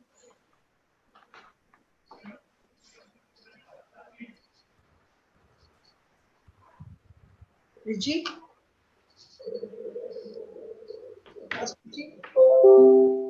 Vijay? I think she's muted. Yeah. Yes, ma'am, I'm unmuted. Yeah. Okay. Share my screen. Yes, I can see it. Yeah, you're there. You're there, Vijay? Yes, ma'am. I'm just trying to share my screen. Share the screen.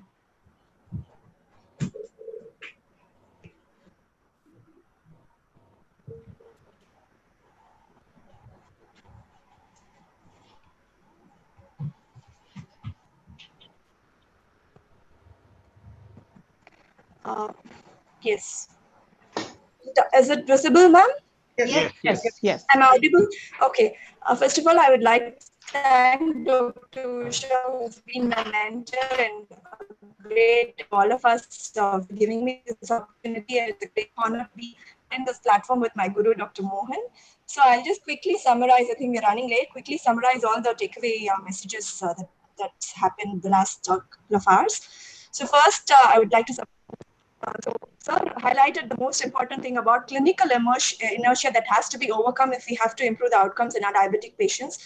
So he started off by talking about the in-diab care, which was in 2011, our baseline HbA1c was 8.9, and even a decade earlier, it was 8.6. So this in-diab care actually was the study that actually happened in tertiary care centers in the ICMR in-diab actually looked at pan-Indian rural and urban data, and even there you can see that the picture was similar.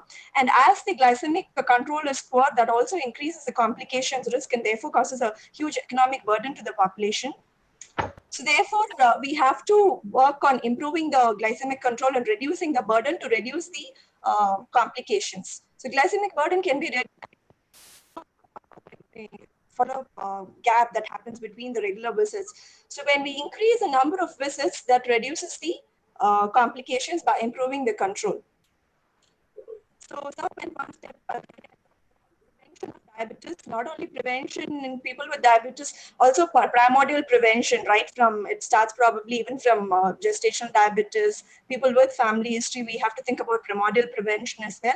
And individualization of targets is very, very important. Just like we think about intensification of therapy in a very young diabetic, we also have to think about de-intensification of therapy in a person with comorbidities and less life expectancy. So intensification and de-intensification is equally important. And proactive therapy starts with, some sir talked about early insulinization. That is, early insulinization when somebody who is diagnosed with diabetes can result in beta cell preservation, as shown by certain case studies where C-peptide levels actually improved. And this also improves the time in target. And time in target has now emerged as a new concept.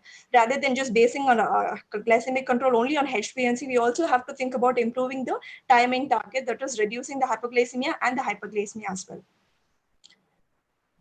So when we look at the causes for increase in diabetes in India, lifestyle disorder, we know that diabetes is a lifestyle disorder. So both diet and exercise play a very important part. Apart from this, stress and pollution do contribute. Genetics we know is non-modifiable. So we have to focus on modifiable factors like lifestyle. And right from the diabetes prevention study, we know that lifestyle modification and just 10% of weight loss can prevent the progression from pre-diabetes to diabetes.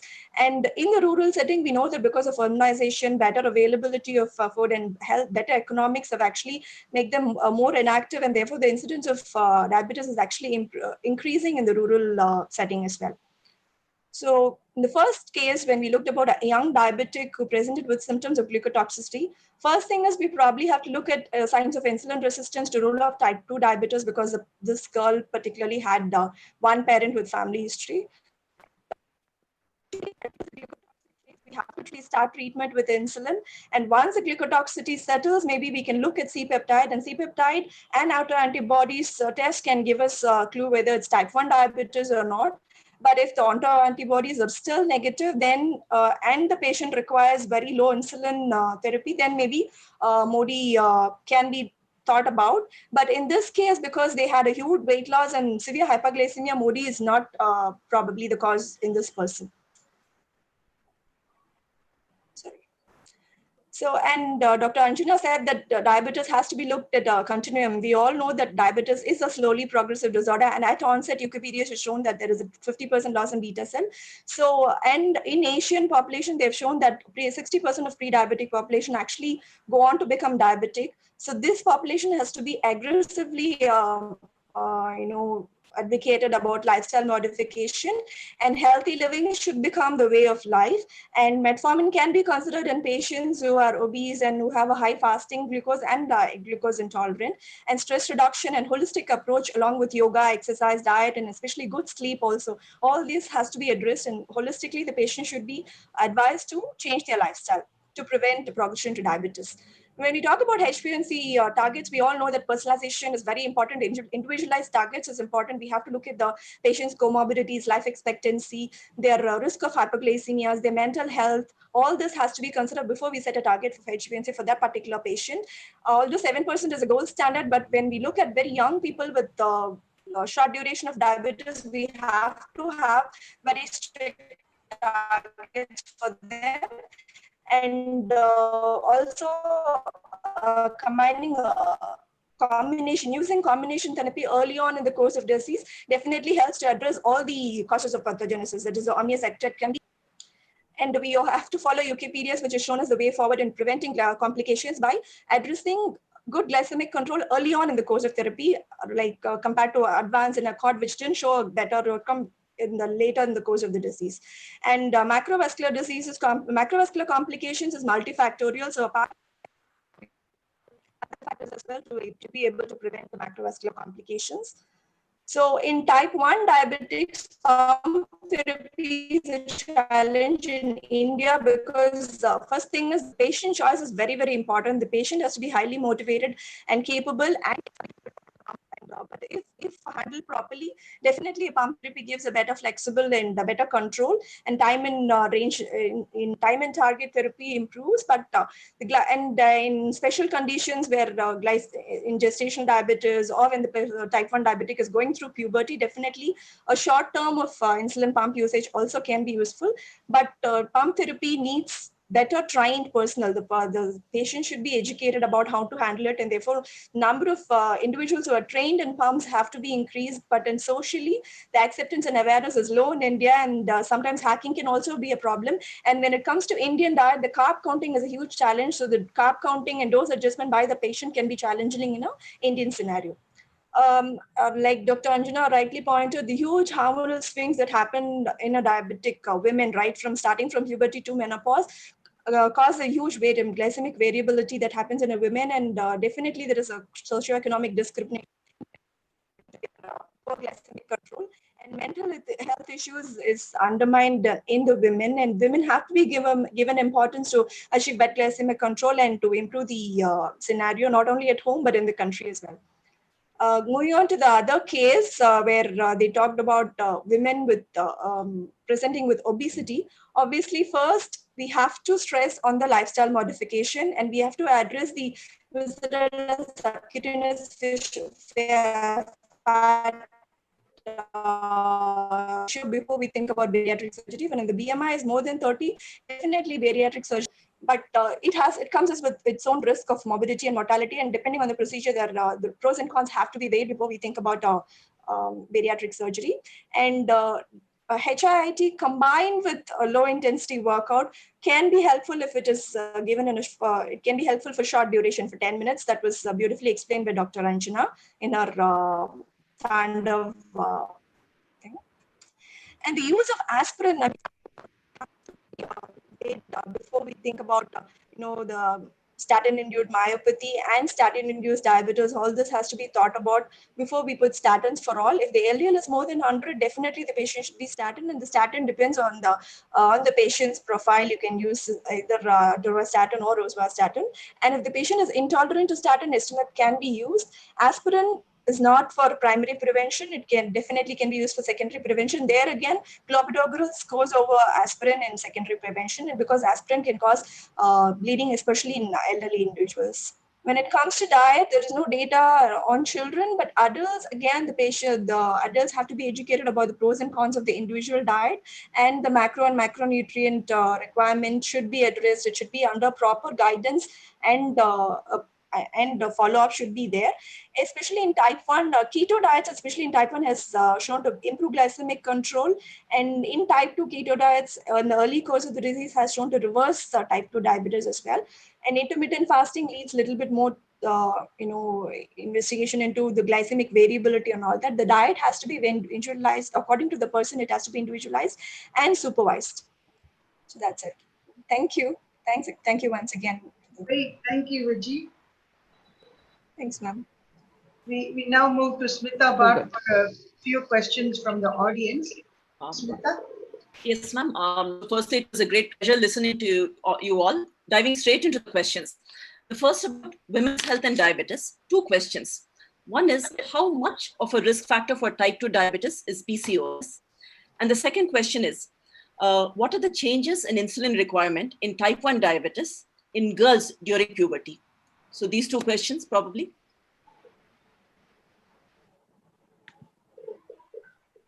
Dr. Mohan? So, okay.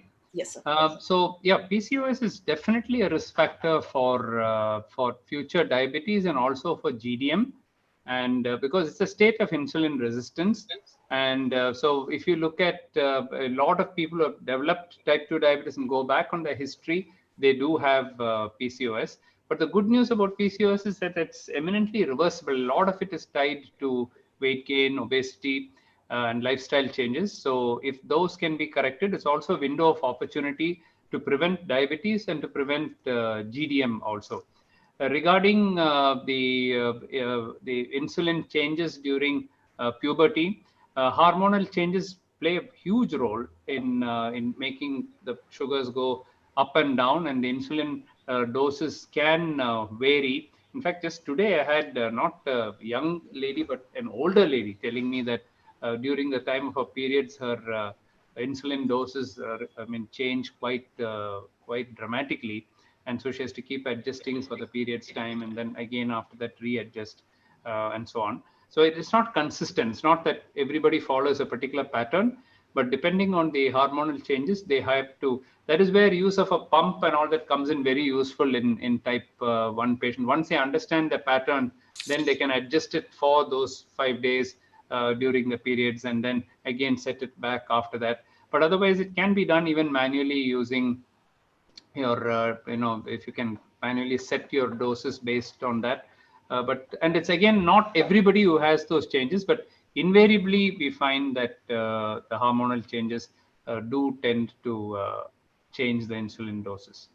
So thank you so I much. would just like to add that it's a very important part to explain to the girl, because they've become very, very confused that we are doing our best. We are not eating anything. The mother is going to say, you must have snacked, you must have taken a sweet. So that this pubertal spurt is going to cause some change, and it's okay. So that reassurance and knowing that these changes are happening during the menstrual cycle or the pubertal spurt is on one that part. point, just a brief comment. When I was interviewing Jazz Sethi, and then the following week, I interviewed her parents, both Geet and Kiran Sethi, I interviewed. So when I asked the parents, from the parents' point of view about type 1, her mother said a very nice thing. She said, you have to trust our children. Trust. And that's what makes, because I asked them, what makes a type 1, a person like Jazz with so much of, confidence, self-confidence, and yet others are completely shattered with their type 1. They don't want to even disclose it. And so they said, it's trust. So when something goes, she says, I've not taken something, it ends there. And she knows that I can. Then they come back and they tell you more and more. The moment they find that you're not trusting them, they'll stop telling you anything. So it's a very valid point. That was a beautiful point. Dr. Archana? Sorry, I yes, just wanted to add, slight flip side of that also is there's well established like a catabenial, people, girls during their menstruation can even go into DKA. Sometimes they do crazy stuff. It's for secondary gain, attention seeking, some of them. And then also as women, thank God I'm past that, also have some cravings during menstruation for food and sweets. So, I think all odds are stacked up against the girl, and they should be trusted. If I can go to the next question, this is for Dr. Archana. One question was how to address the problem of pre-lunch insulin in school-going children with type 1. Okay. I take care of, as I said, hundreds of children, and they're all in the school-going age, including rural schools. So initially, we felt the barrier was at the school level, but that we found was mostly in the more sophisticated urban schools versus rural and lower socioeconomic status schools, where they were very happy to take care of the children. So the first barrier is talking to the principal and the teacher and the parents and convincing them it is necessary. And this communication has to happen and not giving an option. Because I found that when these children went to other places and they came back, they were said, okay, you can skip that dose. Of course, if the timing allows, we can adjust the basal bolus in a way or give a very low carb tiffin and activity level in such a way that child can take their bolus when they come home. But often the school timings of India would not allow, and the school tiffins are usually chapati bhaji because they want to be like everyone else. And they cannot take a tiffin. They don't want to. They may be allowed a special permission. So I think if the doctor is convinced, if the educator is convinced, then there is a way of going forward. And we talk to the principal, we talk to the school, we talk to the parents, we have a letter for them, we have a storage place. Somebody is trained if the child is not old enough to take insulin themselves. Social, we have even done a dharna in front of a school once because the child was not allowed to. So we all went and did a stage the dharna there and made it happen. So whatever is the barrier, but it needs to be done because it makes a big difference in the child's. Some of the well-to-do schools, they have a nurse. Nurse, so that and helps a lot. There's also a small room where, like a small clinic kind of thing where the child can go and have it, but that's not available everywhere. That actually it's mandatory for some of the boards like a CBSE board, ICSE board. It's mandatory, but often it does not exist. But if we are firm, we were able to get each of our child to do it. That was a very inspiring answer, Dr. Archana. Dr. Anjana, your passion about healthy diet, everybody knows. So there were a couple of questions about diet. One question maybe is, what do you tell the patients about fruit? Because that's a common question that patients have. So generally, there are certain fruits that we allow. So things like orange, all the citrus fruits, the guava, apple, things like that are generally allowed. But we tend not to allow fruits if the A1C is very high. So if the A1C is well controlled, then we do allow fruit a couple of times a week, and that's fine. We try to, the problem in our country is that when you say fruit, the first fruit that comes to mind is banana. So that becomes the problem. Mangoes, right? So all of these are the issues, watermelon, stuff like that. So things that are very high in, generally easily to say if they're very sweet, then they're probably not good. Even that, if someone's sugar is well controlled, A1C is 6.5, things like that, once in a way, mango season, it's fine. But again, it depends on the type of person. So there is this kind of person to whom you can say once in a way, and it will be once in a way. But then there's these type of people to whom you say once in a way, and that tends up to be every day. So one has to weigh that carefully against how they are thing. But no harm. They contain so many beneficial things. And if someone's sugar is under control, we should allow fruits a couple of times a week at least. Thank you, Dr. Anjana. Now, here's an interesting question about individuals with pre-diabetes. Suppose we are screening them for a donor nephrectomy. How do you risk stratify them? Can we actually, they might be the only donor available in the family. Is it safe? Is it safe for an individual with pre-diabetes to donate a kidney? Dr. Mohan, probably. Yeah, I have had actually patients referred to me by Dr. M.K. Mani who wants to rule this out. So what we do is we do a GTT and we do the 3 hour, we do the 1 hour in between also. Because even if the fasting and the 2 hour is normal, if the 1 hour value is above 155, these are the people who tend to progress. Whereas if that is also normal, let's say the 1 hour is only like 130, okay, it's going to be years and years and years before this particular person progresses. So they are not even in the pre-diabetic stage, they're not even the pre-diabetic stage. So it's going to take a long time. The other thing that we see is whether there's a family history or not, because people can have pre-diabetes, but they don't have a family history. They're very unlikely to progress very fast to diabetes. The kind of people whom Anjana mentioned progress fast, they're either overweight or they have family history of diabetes. These are the ones who, and within the pre-diabetic range itself, if they are at the lower limit of the pre-diabetic, let's say 2 hour value 140 and above is 141 or 142. That's different from being 190. Now, suppose somebody is nearer the 200, clearly they are going to develop diabetes, and therefore it is better that they don't, because they become diabetic and then they need a transplant. Then where do they go for, So we have to take a call. But there have been some situations where in some families, there was a family from Delhi where the son was slightly borderline. But he insisted, the mother said, no, I will not take his kidney. And the son said, I will give his kidney and I will reduce my weight and I will make myself completely normal. And he did it. Actually, he reduced his weight, made himself normal so that he can donate a kidney. So the bond is so strong that their family decided to go ahead. And touch wood, he has not developed diabetes so far. And the transplant went very well. And his mother is alive today. After 5-10 years, they're still alive. So I think we have to take a call with this, and we can't have hard and fast rules, but we're really going by the rule, because Dr. Mani would absolutely refuse even if there's a trace of any chance of developing diabetes. So I've done this. We look at insulin levels and we look at everything and then say the chance is very, very low. Only then he accepts. So some people can be, they can go to that extent to make sure that the donor is not affected in the end. Thank you very much, sir. That's a very practical take-home message for all of us, which we can use in our practice. One more question to you, sir. This is about the cardiovascular risk. Now, one doctor has asked, what's the role of doing this ASCVD score before giving statins? And is there a threshold to warrant treatment with statins in Asians? Is it different? To start with, we don't even know the risk score is accurate in Asians because the Framingham score, or you take any of the scores that we calculate, they're all based on Caucasian population. We get diabetes earlier, we get cardiovascular disease earlier, and so we are still trying to, we'll probably get there as part of the CARS cohort. We now have 10 years of follow-up. We have quite a lot of mortality data, so we might come up with a South Asian score, which is good.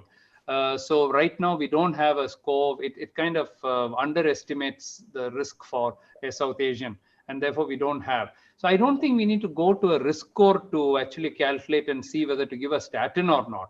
I would say if the LDL is elevated, you definitely have to give a statin, irrespective of because as it is, we are a high risk population. As an ethnic group, we are at very high risk for cardiovascular disease. So we don't need a scoring system. One thing which is very useful is a family history of heart disease. There are families where people get heart attacks when they're 30s. I know of a family, a very well-known family in India, where I've seen people die at the age of 28, 30, 32. Very rarely they cross 35. They all get heart attacks. It's familial hypercholesterolemia or some other genetic factor which makes them get heart attack. So when one of them came to me and he said that 6 or 8 members of the family had died before age 32, 34, it was very, very difficult. So we took all the precautions we could in control of diabetes and statin and aspirin and everything we started. Today, I'm happy to say that that man is 55 years old. Wow. And he has got out of that. So even in such situations, if you know who you're treating, then you can go very aggressive in those kind of situations, bringing the LDL really down, and all that helped. And so he's alive today. So it is possible to treat. Is there a different ethnic susceptibility to the side effects of statins in India, sir? North Indians seem to do better. I don't know. That's been published. I don't know if there's any published data on that. I'm not aware of it. So far, we haven't seen that. We're doing this data with the Inspired group. Yeah, so we don't have the data right now, but we're doing this with the Caucasian people in Scotland. With Indians in India, and we're trying to see whether they have published some but there are genetic markers, genetic markers. Clear genetic markers. So we're trying, obviously it's not the same for us, but we're trying to see whether there's something that we can come up with. That data will come out shortly, I think in a couple of months. Thank you. Time for one last question probably. What is this doctor from Kollam, Dr. Shivan has asked, what's the current position of pioglitazone with regard to its cardiovascular effects? Is it safe? You're asking the wrong man. The man who created the entire storm on pioglitazone. In one word, I don't use it. In one word, I don't use it at all. I think the only controversy and for which I was blamed was because I reported a few cases of bladder cancer and people said it's very rare. I'll ask you, if it doesn't produce bladder cancer, but it'll produce fracture, it'll produce weight gain, it'll produce fluid overload, it'll produce macular edema, it'll produce heart failure, it'll produce everything else. Oh, but it doesn't produce bladder cancer, only a suspicion of bladder cancer. So therefore I will use it. All the other 6 I don't bother about. Why use a drug which is so bad? And people like, what's his name, Ralph DeFronzo, say that every pre-diabetic must be given not only pioglitazone, but metformin, GLP-1 analog, and SGLT2. He says 4 drugs must be given to every pre-diabetic. I said, what about side effect? He said, no side effect. None of them have any side effect. What about cost? They're all free. He said, everything is free. So I said, 4 drugs for a pre-diabetic? Yes, he said. So I said, we don't give 4 drugs to diabetic. Oh, that's because you're outdated and you know nothing about diabetes. So I said, okay, what will you do when you get diabetes? They won't get diabetes. When you take 4 drugs, they will not get diabetes. And I said, what if I don't give? Then all your patients will die of kidney disease. I said, thank you, and sat down. So these are the gurus of diabetes talking. So you're actually doing a 4-drug treatment of diabetes, not preventing it. 4-drug treatment, pre-diabetes. Probably die of hypoglycemia. Yeah. So that's it for the questions. The main questions have been answered. Thank you very much. Thank you all so much. I think this has been such an amazing session. Started with a brilliant talk by Dr. Mohan, and then a very lovely, spirited discussion during the Meet the Professor session. And Vijay did a brilliant job of summarizing all that was said. And of course, Smita handled all the questions and I think didn't leave anything out. This has been just so incredible. I want to thank each and everyone, and of course, all the people who supported us to make this conference, this virtual series happen, and all the delegates who are so enthusiastically participating for the last 3 days. Thank you so much. See you tomorrow. Thank you. Thank you, ma'am. Enjoyed. Thank you. We have Thank you, ma'am. Amazing, brilliant person speaking. Professor Donna Ryan is speaking on obesity tomorrow. And we have none other than Dr. Shashank Joshi and Dr. Neeta Deshpande as the other Meet the Professors. So another brilliant session coming up. So look forward to seeing you all tomorrow. Thank you so much. Thank you. Thank you. Good night. Good night. Bye-bye. Thank you.